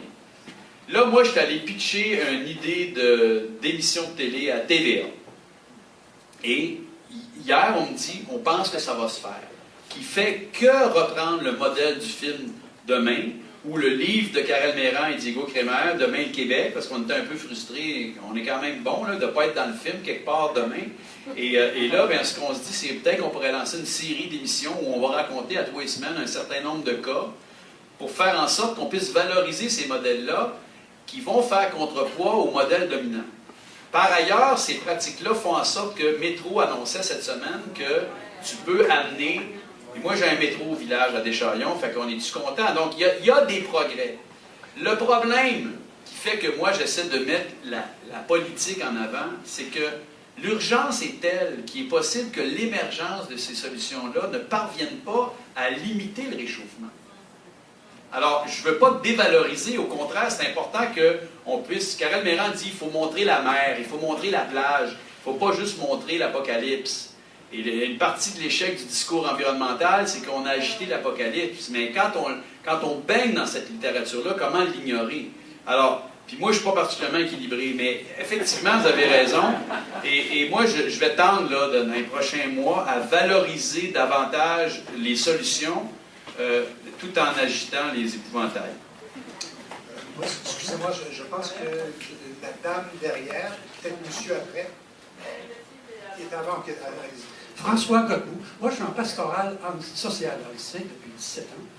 Et on fait des activités sur la terre depuis 4 ans avec la FTQ, etc. Je ne vais pas ici faire une publicité d'activité. J'aurais 2 questions. Votre feedback sur des alliés importants. Premièrement, mon premier feedback, c'est le 15 mars, c'est l'importance des jeunes. Et ici, dans la salle, premièrement, c'est pour ça que j'ai levé ma main, j'ai de l'espoir. 2 alliés qu'on ne voit pas souvent. Hier, j'étais avec un chum autochtone. OK? Je pense que ces valeurs sont vraiment sur la question, ils n'ont pas à convaincre. Tout ce qu'on a parlé ce soir, il le vit. C'est vraiment, il est à la fois philosophe, il est à la fois... Ils viennent de fêter l'érable, c'est vraiment fantastique. L'autre allié qu'on ne voit pas, on voit l'Alberta. On pourrait éviter le premier ministre de Colombie-Britannique plus souvent et son allié vert. Jamais on les voit sur les journaux, sur la radio, etc. Enfin, bien, il y a un allié, qu'est-ce que tu en penses? Moi, autour de moi, les femmes sont très impliquées sur la question écologique, sur la question du PAC, etc. Je vois que c'est plus souligné. On vient de perdre tous nos premiers ministres, sont tous morts maintenant. Il reste juste la mairesse vient, on l'attaque à tous les jours. Quels sont nos alliés? Bien, d'abord, je vais quand même prendre la balle au bon pour vous dire que c'est une grande majorité de femmes qui sont signataires du PAC. Oui, on a les statistiques. Je ne vais pas donner le chiffre exact, mais c'est au-dessus de 60% sont des femmes, assurément. Et on est interpellés, et bon, je ne veux pas faire je le dis sans flagornerie, là, mais je pense que ça prend plus de femmes. Les femmes sont l'avenir du monde. Ça, c'est sûr. Parce qu'il y a cette sensibilité-là à un autre modèle. Je pense que les femmes ont aussi émergé dans cette idée de socialement développer une autre façon, après le modèle dominant depuis des siècles. Donc, il y a une ouverture, puis peut-être que naturellement, il y a cette... tu sais, moi, je dis souvent, on est en harmonie avec le monde qui nous entoure pendant 9 mois, puis un jour, on est expulsé de cette harmonie et on vit dans la nostalgie de ce paradis perdu le restant de notre vie. Et cette nostalgie-là, on le doit tous aux femmes. Ceci étant dit, il y a un éveil important de la jeunesse. J'en parlais tantôt, suite à l'appel de Greta Thunberg, mais on a ici des jeunes, la jeune Sarah Monpetit de secondaire 5 de l'école Robert Gravel, la jeune Léa Hilardo, des femmes extrêmement éloquentes, convaincues, qui ont intériorisé le défi et qui sont des leaders naturels, qui fait plaisir à voir. Ceci dit, chez les jeunes, moi je rencontre des gens de secondaire, cégep, université, plus on baisse en âge, là, les gens du secondaire plus ils sont angoissés, ils sont paralysés. Ils ont très bien intégré l'angoisse climatique, l'éco-anxiété, et il y a je ne veux pas dire une majorité, oui, sûrement une majorité de monde qui ne veulent pas en entendre parler. Il y a aussi ça, c'est-à-dire qu'on est au courant, on est conscient de ce qui existe, mais on a autre chose à faire, ou on a mieux à faire. Bon, à 17 ans, je pense que c'est normal aussi d'être comme ça. Ceci dit, il y a quelque chose d'inquiétant dans cet individualisme qui perdure. Et la force d'inertie, l'ignorance, l'indifférence, ou je vous dirais, il y a 5 ans, je n'avais pas la conscience d'à quel point on est chacun dans nos créneaux. Et à quel point c'est difficile de développer ce sentiment d'appartenance générale.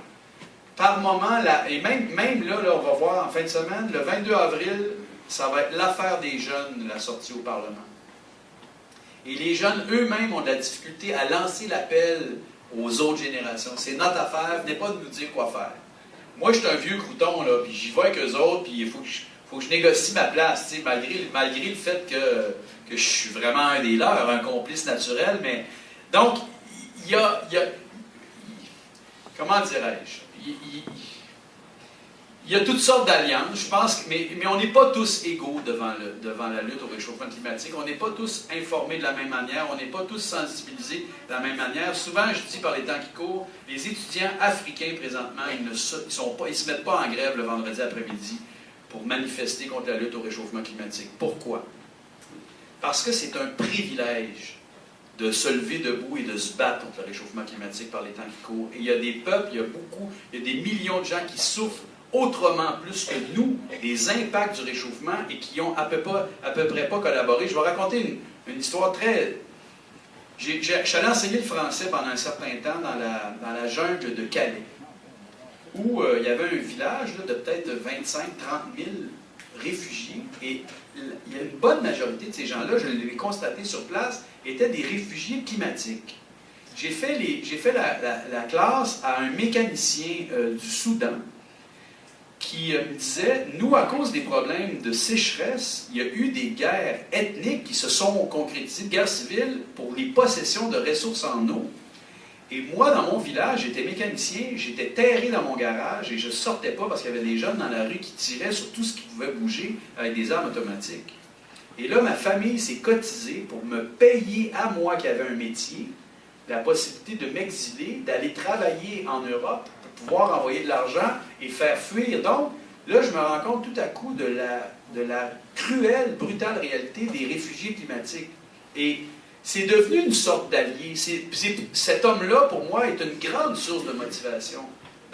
Alors que, somme toute, c'est comme si cette idée-là de réfugié climatique, je la savais, mais je ne l'avais pas rencontrée, je ne l'avais pas vécue dans ma chair. Et c'est le grave problème du réchauffement climatique, c'est que ça demeure, malheureusement, une formidable abstraction, qui fait que, même si on le sait, l'inertie est plus lourde pour l'instant que l'indignation ou l'urgence d'agir. Alors, il faut se rattacher à toutes ces alliances-là. Moi, tu sais, des fois, je dis, Qui a voté pour, qui a signé le pacte? Si tout le monde lève la main, je fais OK, on est entre nous ce soir, on va se galvaniser. Je pense que c'est important qu'on s'encourage, mais je préfère aller sur des terrains où il y a des conquêtes à faire. Madame? Bonjour, je suis Louise Laberge. J'ai une formation en sociologie, ça aide toujours. Puis, il y a 30 ans de cela, j'avais 16 ans, je me retrouvais à la Belle, au lac Caché. C'est un endroit magnifique. J'y retourne toujours pour soit les corvées d'ouverture du camp de 4 saisons ou les fermetures du camp de 4 saisons, puis je participe de façon bénévole à l'ouverture ou à la fermeture de ce camp-là où il y a des tentes. C'est pas des baraques, c'est des tentes. Et puis on les plie et on les ouvre au printemps. Et il y a, à ce moment-là, on était autour d'un feu et tout ça. Et j'y ai appris beaucoup de choses sur la nature, le canot, la voile, l'orientation en forêt, comment vivre en forêt, le bois, quel est le bois le mieux qui va chauffer le plus, comment partir un feu et tout. Puis, à un moment donné, autour d'un feu, on parlait, puis ça fait très longtemps, parce que je suis vieille. Et puis, on était autour du feu, puis on a parlé de la pollution. À ce moment-là, c'était un sujet de conversation et d'intérêt et de préoccupation de la jeunesse à ce moment-là. C'était pas en termes de climat, de réchauffement climatique, mais on parlait déjà de pollution de l'air via les voitures et tout ça. Et à ça, de façon spontanée et totalement innocente, j'ai dit, ben moi, je l'ai la solution. Parce que j'y allais de façon pratique. Je me suis dit, ben il faut arrêter de voyager en voiture. Il faut absolument avoir des vélos. Puis là, les gens autour de moi, ben voyons, tu nous vois-tu dans la neige en vélo? J'ai dit, mais non, mais il y a sûrement des solutions. Il faut, et de façon très urgente et très émotive, j'étais en train de gratter dans ma petite tête à essayer de chercher des solutions. Le temps passe et tout ça, et puis j'ai une voiture comme tout le monde. Elle a plus de 10 ans. Et je me suis dit, la prochaine, ça va être une voiture électrique. Puis aujourd'hui, je me réveille, puis je me dis, ah, une voiture électrique, merde, ça pollue plus qu'une voiture. Oh, qu'est-ce que je vais faire? Puis je cherche sur l'Internet, puis je me suis dit, qu'est-ce que je pourrais bien faire, moi, pour participer au fait de, bon, ben, je m'habille plus, je consomme de moins en moins, j'ai un toit, je me mets des calorifères en fonte pour que ça soit plus performant que des vieux calorifères. Je suis allée chercher ça à Écorade, à Saint-Jean-Port-Joli. Je vais vous inviter à poser une question. Oui. Jacques attend. Oui. Alors, l'idée, c'est que j'ai trouvé quelque chose sur Internet et puis je me demandais si la ville pouvait ouvrir sa réglementation sur le transport et permettre des bicyclettes à 4 roues dans les rues de Montréal. Merci. Le modèle de bicyclette, c'était un pod ride inventé par un ingénieur en Allemagne. Puis ça roulait en hiver, puis c'était vraiment fantastique de voir ça. C'était couvert, donc on pouvait rouler aussi à bicyclette électrique et aussi comme ça. On pouvait rouler. Alors je demandais à la dame ici, qui est représentante de la ville de Montréal, s'il pouvait y avoir une bicyclette à 4 roues, c'est ça, électrique et aussi à pédale en même temps, les deux. Merci. Bonsoir. Bon, en parlant de vieux croutons, je me présente, Daniel Boiteau. On est nombreux dans le club. Avant de poser ma question, 30 secondes pour donner mon opinion un peu au sujet des autos électriques. Je suis d'accord avec vous, je suis pour l'auto électrique, mais je trouve que 13 000 que les gouvernements donnent, même à Laval, il y a 2 000 de plus, 15 000 je trouve que c'est beaucoup d'argent pour cette mesure-là. Puis surtout que l'auto électrique n'est pas accessible à tous. Ce n'est pas nécessairement les plus pauvres qui peuvent s'acheter une auto électrique ou ceux qui gagnent des salaires moyens. Premièrement, il faut avoir une place pour la brancher. Mais si tu restes dans les 12 logements, c'est assez dur à prendre l'autre fil, disons. Puis en tout cas, ça prend pas. C'est pas... je trouve qu'il faut faire un petit peu attention avec ça. Puis j'aimerais aussi signaler que le maire Vaillancourt, qui se foutait complètement de l'environnement à Laval, il se promenait avec un auto électrique payé par ses concitoyens. Tout le 2000 $ de subvention à Laval. Non, il est venu après, ça, c'est récent. Puis, c'est votre question, monsieur. Puis, un autre petit bémol, l'auto électrique, l'an passé, sur un camping, j'ai vu quelqu'un arriver avec un gros VR, un pusher, qui appelle, ça vaut une couple de 100 000, puis il traînait son auto électrique en arrière. Disons qu'il y avait moyen de la payer. Puis ces autos-là ne baisseront pas si les gouvernements donnent de l'argent, les manufacturiers vont s'arranger pour que ça ne baisse pas. La question.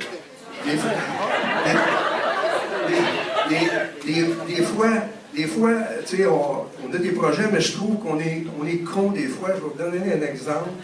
Premièrement, il y a eu le train de Mascouche qui n'a pas été fait électrique, complètement con. C'est toujours un préambule, là.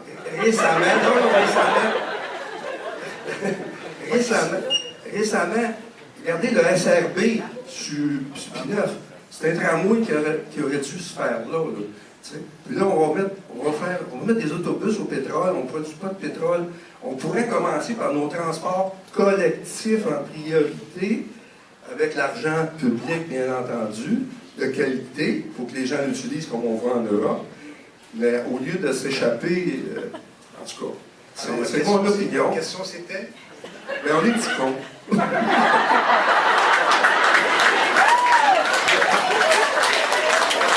Merci pour l'exclamation ou d'interrogation.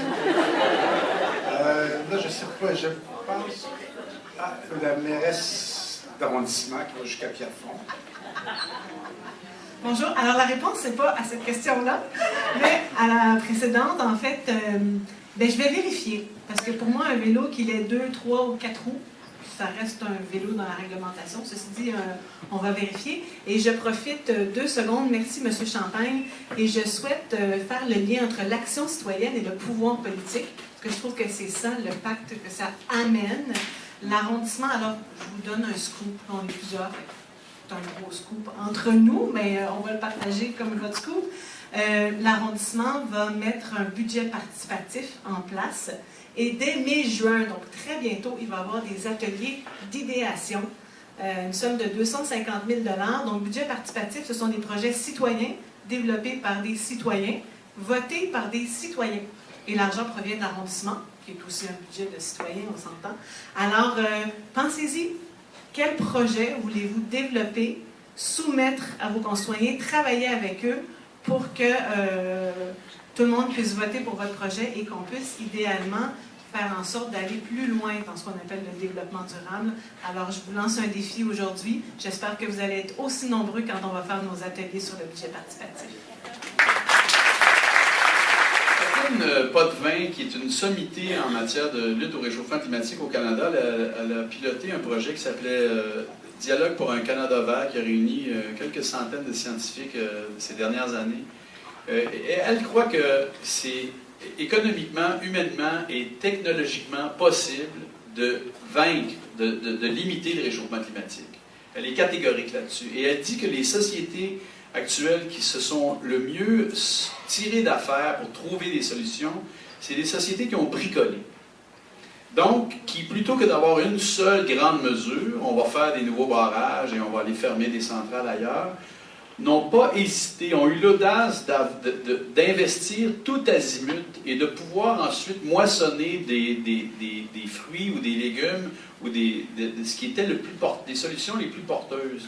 Fait qu'on entend voiture électrique, oui, non, la subvention. Effectivement, il y a des mesures discutables. Ceci dit, moi, j'ai vérifié, puis ça ne s'adresse pas aux chars électriques de luxe. Les subventions sont à partir d'une voiture qui, maximum, coûte 45 000 $. Ce qui fait qu'aujourd'hui, dans la réalité, on peut s'acheter un char électrique à 37 000 $, avec 12 000 $ de subvention. Le char, il coûte 25 000 $. Donc, c'est quand même une mesure qui commence à être abordable. Je ne suis pas là pour défendre le créneau, mais ce que je dis, c'est qu'il y a un cocktail de solutions qui doivent s'adapter parce que prendre parti aujourd'hui pour le transport en commun, moi, je m'en vais en Gaspésie, là, puis je me fais lancer des roches. Parce qu'il y a aussi la réalité des régions et il y a une multitude de réalités. Et pour y arriver, il faut faire confiance aussi à une multitude de solutions. En fait. C'est ça mon point. Monsieur à droite, courte question. Là, il nous reste une vingtaine de minutes, seulement pour être certain que tout le monde puisse avoir l'occasion de poser leurs questions. Très bien.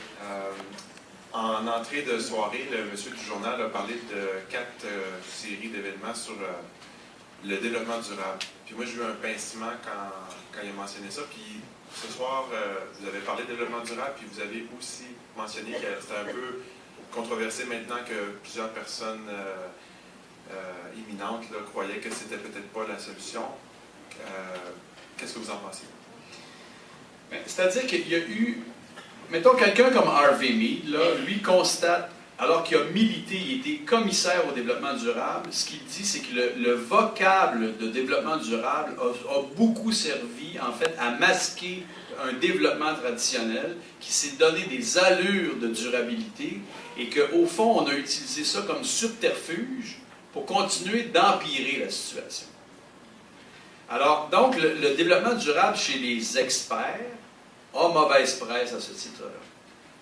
Peut-être je peux préciser, ce Oui. que je veux dire, c'est est-ce que le développement durable n'est pas une utopie puis que le développement lui-même n'est pas le problème? Dans le fond, est-ce qu'il ne faut pas arrêter le développement? Bon, alors, arriver à Alors, c'est mettons, Mead, il en arrive à l'hypothèse qu'au fond, la solution, là, c'est la décroissance. Et c'est un modèle, donc, qui ne s'appuie plus sur la croissance, donc le développement, l'idée du développement. C'est un changement de paradigme radical. Et François Legault, là, il ferait tous les briefings qu'on peut. Je suis sûr que ça ne rentrera jamais. Moi, je me raccroche à cette formule d'Edgar Morin, un grand penseur français, qui dit « il y a des choses qui doivent croître et il y a des choses qui doivent décroître ». Je pense qu'il y a des choses qu'il faut continuer de développer, puis il y a des choses qu'on doit abandonner. Qui va en décider? Il y a un philosophe français qui parle de dictature verte, que tout à coup, au nom de l'humanité, il faudrait arriver à imposer une sorte de dictature du prolétariat. C'est l'utopie encore de marxiste, si on veut, ou du collectivisme ou du socialisme qui pourrait en imposer à ceux à qui la production profite, etc. Ces changements de paradigme-là, ils ont lieu. Quand RAD a fait une synthèse de la décroissance l'automne dernier, ou pendant la campagne électorale, ils ont fait 2 millions de clics en 4 jours. Il y a un appétit, et je pense que moi, ma vie personnelle, là, ma blonde, ma femme, la femme de ma vie, elle me challenge à tous les jours de décroître, parce que je n'ai pas le tempérament très décroissant. Alors que fonctionne encore, somme toute, relativement bien, malgré l'emballement de la nature et la détérioration du monde. Alors, comment dirais-je, j'ai de la difficulté à... Je ne vais pas me consacrer à militer pour la décroissance ou pour fendre le développement, même durable. Je pense que ces nuances-là, on ne peut pas en faire l'économie, il faut aussi les considérer, mais on vit dans un monde qui vient d'élire la CAQ, qui a élu Doug Ford l'année passée, puis qui va peut-être probablement élire Andrew Scheer au mois d'octobre. Fait qu'il faut partir de là aussi. T'sais. Moi, je fais des shows, j'aime ça que mes 2 grands-pères soient là, puis que les salles soient pleines. Puis je sais qu'il y a des shows où tu fais ça dans des salles de 50 places, parce que pour la remplir, tu as le show pour la remplir. T'sais. Alors, c'est ça la décroissance. C'est ça la décroissance. Pas rendu là encore. Anne sait qu'on n'est pas rendu là, avec tout le monde qui est ici ce soir. Monsieur? Oui, bonsoir. Moi, j'admire votre croisade auprès du Premier ministre. Je veux dire, chapeau. Je sais pas, moi, je ne serais pas capable, mais je trouve que ça prend des gens comme vous qui allez le challenger. Mais je ne suis pas sûr que vous seriez à l'aise d'aller le faire avec Jason Kenney, par exemple. Je ne sais pas, là, mais... Provoquez-moi pas. Peut-être c'est un peu ça. Ce que je constate, en tout cas, quand mercredi matin, je me suis réveillé avec Jason Kenney, son discours, et l'appui de Doug Ford, on va être conservateur coast to coast, ça m'a donné un choc. Je veux dire, le choc est déjà amorcé, mais ça l'a empiré. Ce que je me suis demandé, c'est est-ce qu'on ne devrait pas relancer l'idée, je ne suis pas péquiste, là, mais l'idée d'indépendance. Indépendance pour se libérer du pétrole, se libérer des pipelines, se libérer de cette espèce de contrôler notre coin de terre en cette Amérique. Surtout qu'au sud, ça va pas bien. Je veux dire, dans toute l'Amérique latine, ils sont en train de mettre d'essayer de fomenter des coups d'État. En tout cas, moi, je propose de réfléchir à cette question-là. Donc, est-ce qu'on ne devrait pas être indépendant, relancer l'idée d'indépendance avec un angle environnemental? C'est sûr que, écoutez, moi, je suis un indépendantiste convaincu. Je ne veux pas dire déprimé, mais j'ai écrit un spectacle que j'ai créé en 2010 ou 2011 qui s'appelait « Tout ça m'assassine » et qui était une espèce de marche funèbre qui se passait la veille des funérailles de René Lévesque, où j'ai mis à mort l'orignal de la souveraineté en me disant ce rêve-là, j'en ai été le contemporain et je suis le contemporain de la mort de ce rêve-là. Pour moi, le spectacle était une espèce de synthèse de mon espérance et de ma nostalgie et de ma tristesse de ça. Ceci étant dit, quand l'industrie du gaz de schiste a débarqué dans mon patelin en 2010, c'est devenu très rapidement pour moi un enjeu de souveraineté. C'est-à-dire que la question qui était posée, c'est à qui appartient-il de décider de l'usage du territoire qu'on habite? Au nom de quel intérêt? Et rapidement, on s'est rendu compte que les valeurs sacrées qu'on accordait à la qualité de l'eau qu'on buvait, de l'air qu'on respirait et de la terre dont on se nourrissait nous donnaient une souveraineté que les souverainistes eux-mêmes, une souveraineté, je dirais, qui échappait à ceux qui militaient pour la souveraineté. Et rapidement, je me suis empressé d'appeler mon ami Pierre Curzi en lui disant « Pierre, toi, tu es député péquiste, il y a un important enjeu de souveraineté présentement. Moi, j'ai des shows à faire, puis là, c'est moi qui est sur la barricade, puis toi, t'es pas là. Qu'est-ce que tu fais? » Et lui, il me répond, c'est pas mon mandat dans le parti, ça relève pas de mon autorité. Donc, quand ça se passe dans mon comté, j'ai le droit de parole. Autrement, je dois céder le créneau à mon collègue Scott McKay. Et là, je dis, mon Dieu, quelle tristesse d'abdiquer sa propre souveraineté, alors que le but de son engagement politique est la souveraineté. Après qu'on ait fait faire un burn-out à André Caillé, qui était président de l'Association des pétrolières et gazières, Lucien Bouchard a pris la tête de l'Association des pétrolières et des gazières, et il s'est posé en défenseur souverain de l'intérêt de ses clients et de l'intérêt collectif. Je me suis empressé d'appeler une amie qu'il connaissait bien, une amie comédienne, qui m'a obtenu un rendez-vous avec Lucien Bouchard, avec qui j'ai passé une bonne heure et demie, seul à seul, à discuter notamment de souveraineté, en lui disant « Monsieur Bouchard, vous prétendez que vous allez gauler pour les deux équipes en même temps. Et vous avez choisi votre camp, et vous n'êtes pas du côté, vous n'êtes pas souverain dans le camp que vous avez choisi. » Et pour moi, c'était extrêmement, ça renforçait mon deuil de voir qu'un souverainiste abdiquait l'homme de droite qu'il était au nom d'une croissance économique mortifère, indéfendable dans le dossier du gaz de schiste, sur le plan scientifique. Mais lui était prêt, un petit gars d'Alma, fils de camionneur, à pisser dans l'eau au nom d'une création de richesse. Parce que fils de pauvre et le reste. Donc, je peux comprendre ces enjeux-là. Mais c'est devenu pour moi assez rapidement dans l'épiphanie que j'ai vécue à l'égard de l'impact de l'industrie, des intérêts du pétrole et du gaz sur notre monde, que croire en nous-mêmes au Québec, c'était revenir là où René Lévesque était en ministre des Richesses naturelles en 1962, c'est-à-dire miser sur notre ressource énergétique. Et je pense que quand Pierre-Carl Péladeau a pris la tête d'Hydro-Québec. Je suis allé le rencontrer, je connaissais bien sa blonde, qui est un ami qui m'a obtenu un rendez-vous avec lui, et je lui ai dit, vous avez un rendez-vous avec l'histoire. Donne-toi comme mandat, Pierre-Carl, que je peux le nommer par son petit nom parce que sa blonde me l'avait présenté, de sortir tous les barils de pétrole que tu peux, puis de les remplacer par de l'énergie propre. Et tu vas devenir un héros national. Puis tu n'auras pas besoin de dire le mot souveraineté une fois. Si tu accomplis ça, tu vas te donner une aura de libérateur de peuple. Et visiblement, l'aveuglement de la cause traditionnelle de la souveraineté ne le menait pas à cette foi-là qui était si évidente à mes yeux. Je ne dis pas que j'ai raison, mais ce que je peux voir, c'est qu'aujourd'hui, à mon sens, le terreau de rassemblement que la cause environnementale peut faire est plus fertile que celui de la souveraineté. Et qu'il y a un enjeu de souveraineté important. Il y a une perte généralisée de la souveraineté des peuples au profit du capital mondialement depuis 50 ans. Et le Québec n'y échappe pas. Et étrangement, on est doté de ressources qui devraient nous amener à une partie de libération au nom du bien commun, de la défense du bien commun et de l'intérêt collectif du Québec. Il reste une dizaine de minutes, donc madame, monsieur, je pense qu'il y en a en arrière aussi. Je ne sais pas s'il y en a en arrière aussi. Peut-être si on se limite aux gens qui sont... Monsieur, je pense que vous vouliez aussi. Hein.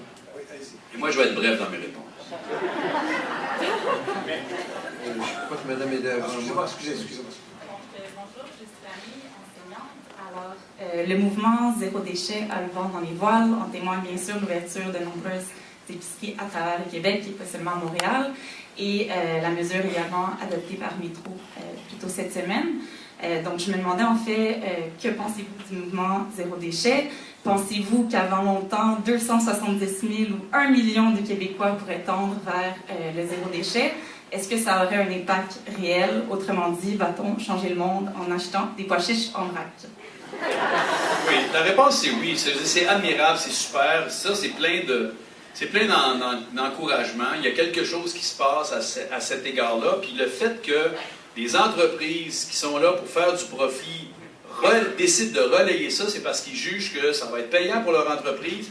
Et ça va modifier les comportements, autrement plus que les conférences ou les beaux discours des écologistes. Et donc, assurément, je trouve ça extraordinaire ce qui se passe de ce côté-là. Et ça, je pense qu'il y a un consensus général qui inclut François Legault. C'est-à-dire que je pense que la CAQ, ils vont voter des mesures zéro déchet pour se rendre plus populaire, mais aussi pour saisir l'esprit du temps. Et ça, ben, c'est la nouvelle génération qui est beaucoup plus radicale. Quand les scientifiques en appellent à un changement radical de comportement, le zéro déchet, c'est un changement radical. Et je pense que c'est tout à l'honneur de ceux qui ont porté ce mouvement-là dans ces premières heures. On récolte là, enfin une source d'espérance à tout le moins, puis une amélioration de notre qualité de vie. Ouais.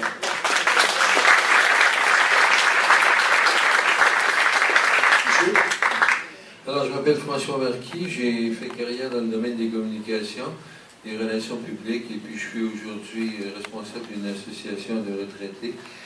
Je me pose une question, moi, qui fait appel à l'idéal, parce que je sais que tous les grands mouvements de l'humanité se sont faits avec des leaders qui ont suscité une vague d'espoir, comme De Gaulle, Churchill, Gandhi, tous ceux-là ont soulevé des foules avec une idée relativement simple qui mobilisait des masses. Et puis, je me demande s'il n'est pas possible de faire un mouvement mondial de lutte à l'environnement qui transcende les égoïsmes des peuples, qui permette de concilier les causes irréconciliables, comme par exemple, est-ce que c'est nécessaire de mettre à terre l'économie de l'Alberta pour protéger le monde de la croissance du pétrole? Tu sais, on continue d'en consommer du pétrole. Alors, est-ce qu'on ne pourrait pas faire une transition réaliste et puis mobiliser toutes les énergies du monde pour accélérer l'électrification des transports, accélérer la mise en commun du transport, peut-être même distribuer du pétrole aux pays du tiers-monde qui en ont besoin pour électrifier leur campagne, en attendant de purifier l'ensemble. Alors moi, je vous pose la question, est-ce que c'est possible de se donner un idéal mondial qui ne soit pas axé à lutter contre une personne ou une entreprise, mais plutôt pour une cause universelle? Le problème avec le pétrole, c'est qu'il nous a rendus extrêmement puissants, extrêmement rapides, extrêmement forts. C'est comme la quintessence d'une existence, c'est tout à coup de se retrouver assis au volant de sa voiture dans un parking de Canadian Tire. C'est comme quand on arrive là dans l'existence, là, on est quelque part. Et on est encore euphorique de ça. Pour la chaîne, ça. C'est-à-dire que c'est une bonne drogue, le pétrole. Le problème, c'est que cette drogue-là est en train de nous tuer. Alors, moi, je ne vois pas comment on peut à la fois... Et bien sûr que le marché, il y a des économistes là, qui connaissent bien le domaine qui disent on couperait le robinet des sables bitumineux. Il n'y aurait plus de production pétrolière au Canada, qui est quand même un gros joueur. Là. L'offre va être rapidement comblée par d'autres pays producteurs de pétrole. Sauf que moi, je ne suis pas saoudien. Il y a un territoire sur lequel je pense que je peux agir plus concrètement. C'est le pays que j'habite, le pays dont je suis toujours le citoyen. Et le pétrole est mortifère. Ça, c'est pas une opinion, là. La science nous dit qu'il faut réduire nos émissions et le principal agent de l'émission, c'est ce qu'on appelle les énergies fossiles. Oui, il y a la surconsommation, il y a une somme de trucs là, qui sont liés à ça, mais le principal ennemi à abattre, c'est le pétrole, le gaz, le charbon. Est-ce que ça reste vrai à l'échelle du monde, c'est ce que vous dites là? Oui, ça reste vrai à l'échelle du monde, c'est-à-dire le pétrole et tout ce qui est lié au pétrole, c'est-à-dire que si mes chaussures viennent du Danemark, puis qui sont fabriquées, qui sont designées au Danemark ou en Chine, il y a un coût en pétrole à mes souliers. Donc le pétrole, il est partout. Hein? Puis on s'est donné cette aisance-là. Les voyages d'avion, moi, c'est mon cauchemar de m'imaginer que je pourrais... J'ai tellement voyagé, puis là, je m'empêche de voyager parce que le coût en pétrole est délirant. Un vol en avion, ça va annuler 1 an d'effort, à tout égard par ailleurs. Donc, moi, ce que j'apprécie dans l'élection de cette semaine, c'est que le discours est clair. Le discours des Albertains dit « Nous voulons du pétrole, votre prospérité est fondée sur le pétrole. » Maintenant, est-ce qu'en mettant de l'humanité au cœur de la raison scientifique qui dirait qu'il faut se soustraire au pétrole, il faut tenir en compte la réalité de tous ces drogués au pétrole que nous sommes, à commencer par ceux qui y travaillent à tous les jours, des mères, des pères de famille qui sont là. Bien sûr, il doit y avoir un idéal de justice qui est porté. Mais le discours de Kenney, par ailleurs, qui est vertigineux, c'est qu'on va aussi, contrairement aux Norvégiens, qui financent leur transition énergétique, à même les profits qu'ils font depuis 50 ans sur leur exploitation pétrolière, ici, c'est pas d'impôts, réduction de taxes, et c'est tout à l'industrie. Qu'est-ce que l'Alberta s'est donné comme moyen alternatif dans sa propre économie après 50 ans d'une ultra-prospérité? Rien. Alors, je ne veux pas dire qu'il faut être sans pitié, mais il y a une logique, et cette logique-là, elle va prévaloir. Alors, là, le problème de la gauche ou de la social-démocratie, c'est de tenter de concilier tous ces intérêts-là, mais au bout du compte, dans cette tentative de conciliation-là, les grands gagnants, c'est ceux qui runnent la business. L'exemple le plus éloquent, on l'a avec Trudeau, qui a été élu sur la promesse de réduire les subventions d'une industrie qui fait des profits faramineux et qu'on continue de subventionner parce que le lobby est extrêmement puissant. Et on n'arrive pas à servir l'intérêt collectif. Alors, oui, je pense qu'il faut considérer les Albertains comme des êtres humains normaux, comme tout le monde, qui ont droit à une justice, qui ont droit à un salaire, qui ont droit à une vie comme tout le monde. Mais ce n'est pas une raison pour moi pour justifier la croissance de la combustion du pétrole. Dernier grand défi qu'on a, il reste, je pense, 3 questions. Peut-être qu'il nous reste à peine 5-10 minutes, de façon courte, précise, concise. William Perret, ingénieur mécanique. Je voudrais aborder une question qu'on n'a pas beaucoup parlé jusqu'à présent. C'est par rapport au recyclage. Quand on regarde au Québec, la qualité du recyclage qu'on fait, c'est vraiment exécrable. Puis je voulais savoir, dans le fond, au Québec, qu'est-ce qu'on pourrait faire pour...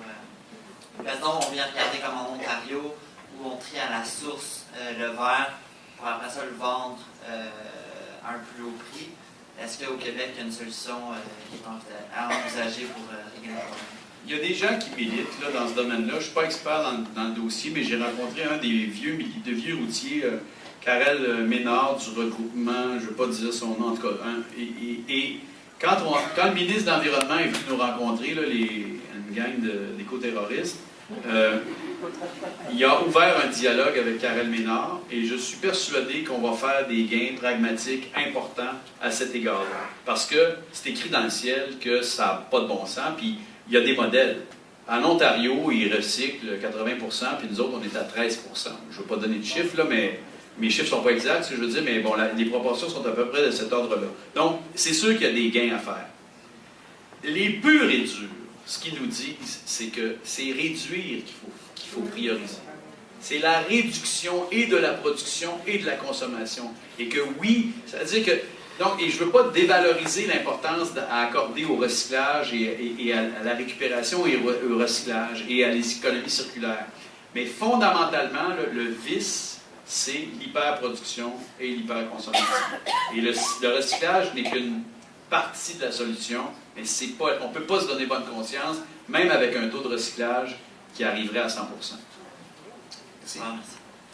Avant-dernière question. Bonjour, si vous me permettez, j'ai bien apprécié comment vous avez expliqué que Frédéric Bach a été une motivation, une sorte de prise de conscience pour vous. Je suis participant à un groupe qui s'appelle Mobilisation Environnement de Quartier-Ville, puis j'aimerais faire une invitation très brièvement, si vous me permettez. On veut le 23 mai faire une marche de façon ludique sous un thème qui s'appelle « Un jardin sous la métropolitaine ». C'est-à-dire qu'on veut emmener dans l'endroit le moins probable le verdissement sous un symbole de l'utilisation de l'automobile. Comme il y a beaucoup de gens qui lisent le journal des voisins ici, il y a un communiqué qui l'annonçait dans les brèves de la semaine passée ou de la semaine précédente. Merci. Merci, monsieur. Oui, monsieur.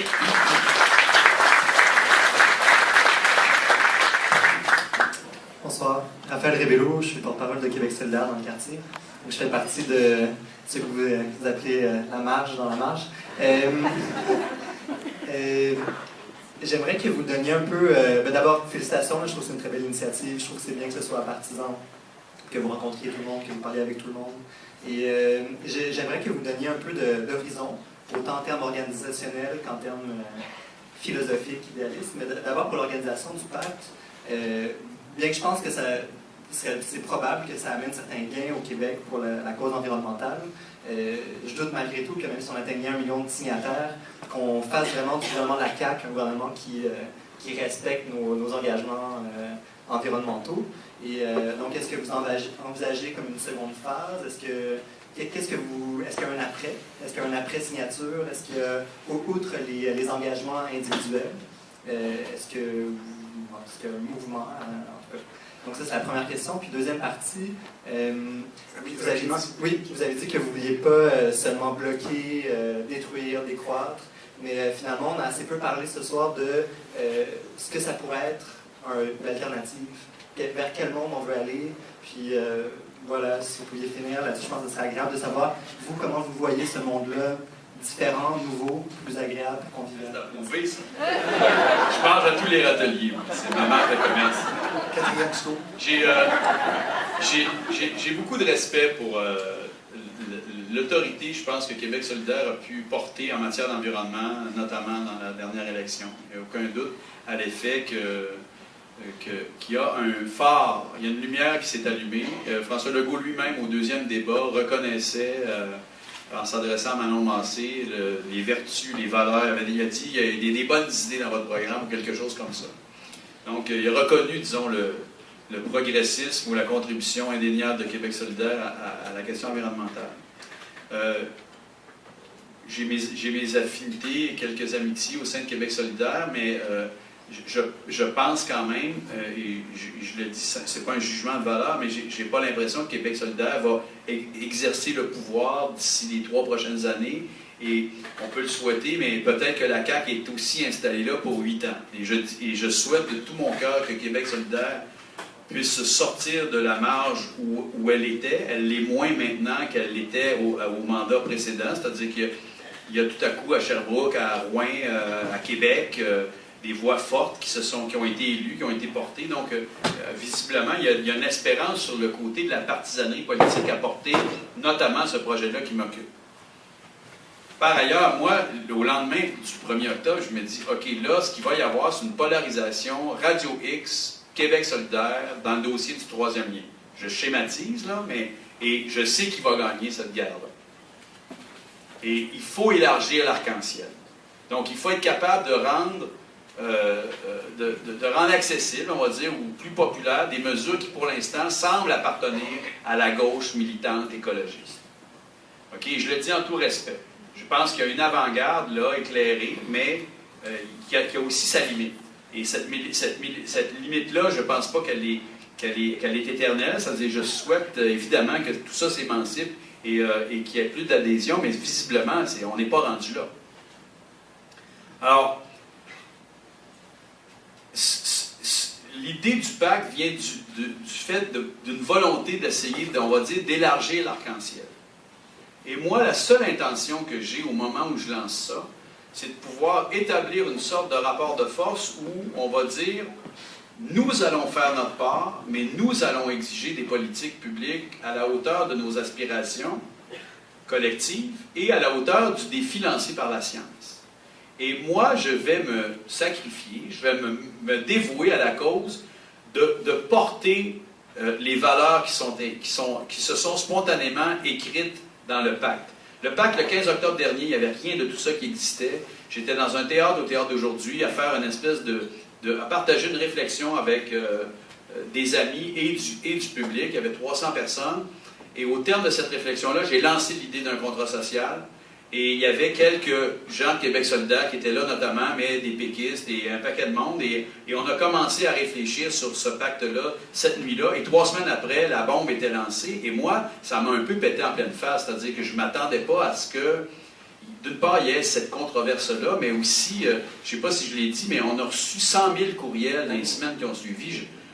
Là, je me disais, peut-être qu'on n'aurait pas dû mettre d'adresse courriel sur notre site, parce que je ne m'attendais pas à avoir à gérer ça. Donc, je n'avais pas prévu candidement du tout l'après-pacte.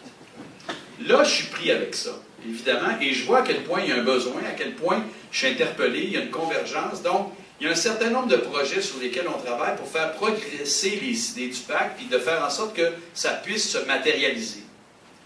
La force vive, là, ce qui nous rassemble pour l'instant, c'est l'urgence de la situation, l'inquiétude nourrie par la raison scientifique, par la dégradation de notre monde. Je pense que le consensus, ce qui met les étudiants dans la rue le 15 mars, c'est pas l'idéalisme du monde dans lequel ils veulent vivre, c'est la crainte que ce monde-là soit en train de foutre le camp. C'est ça qui nous rassemble présentement. Cette peur-là, cette inquiétude-là, cette angoisse-là, mais la soif d'agir. Et le premier geste qu'on peut poser quand on a peur, c'est de hurler. Donc là, il y a des revendications, il y a des pancartes qui s'écrivent, puis il y a des étudiants de secondaire 5 qui se mettent en grève le vendredi après-midi. Il faut bâtir là-dessus. Et ce qui est en train d'émerger par ailleurs, c'est une foule de solutions. Alors, le monde dans lequel je veux vivre, dans 2050, où on serait dans un monde zéro émission. Moi, j'ai quel âge en 2050? 87 ans. Si Dieu me prête vie.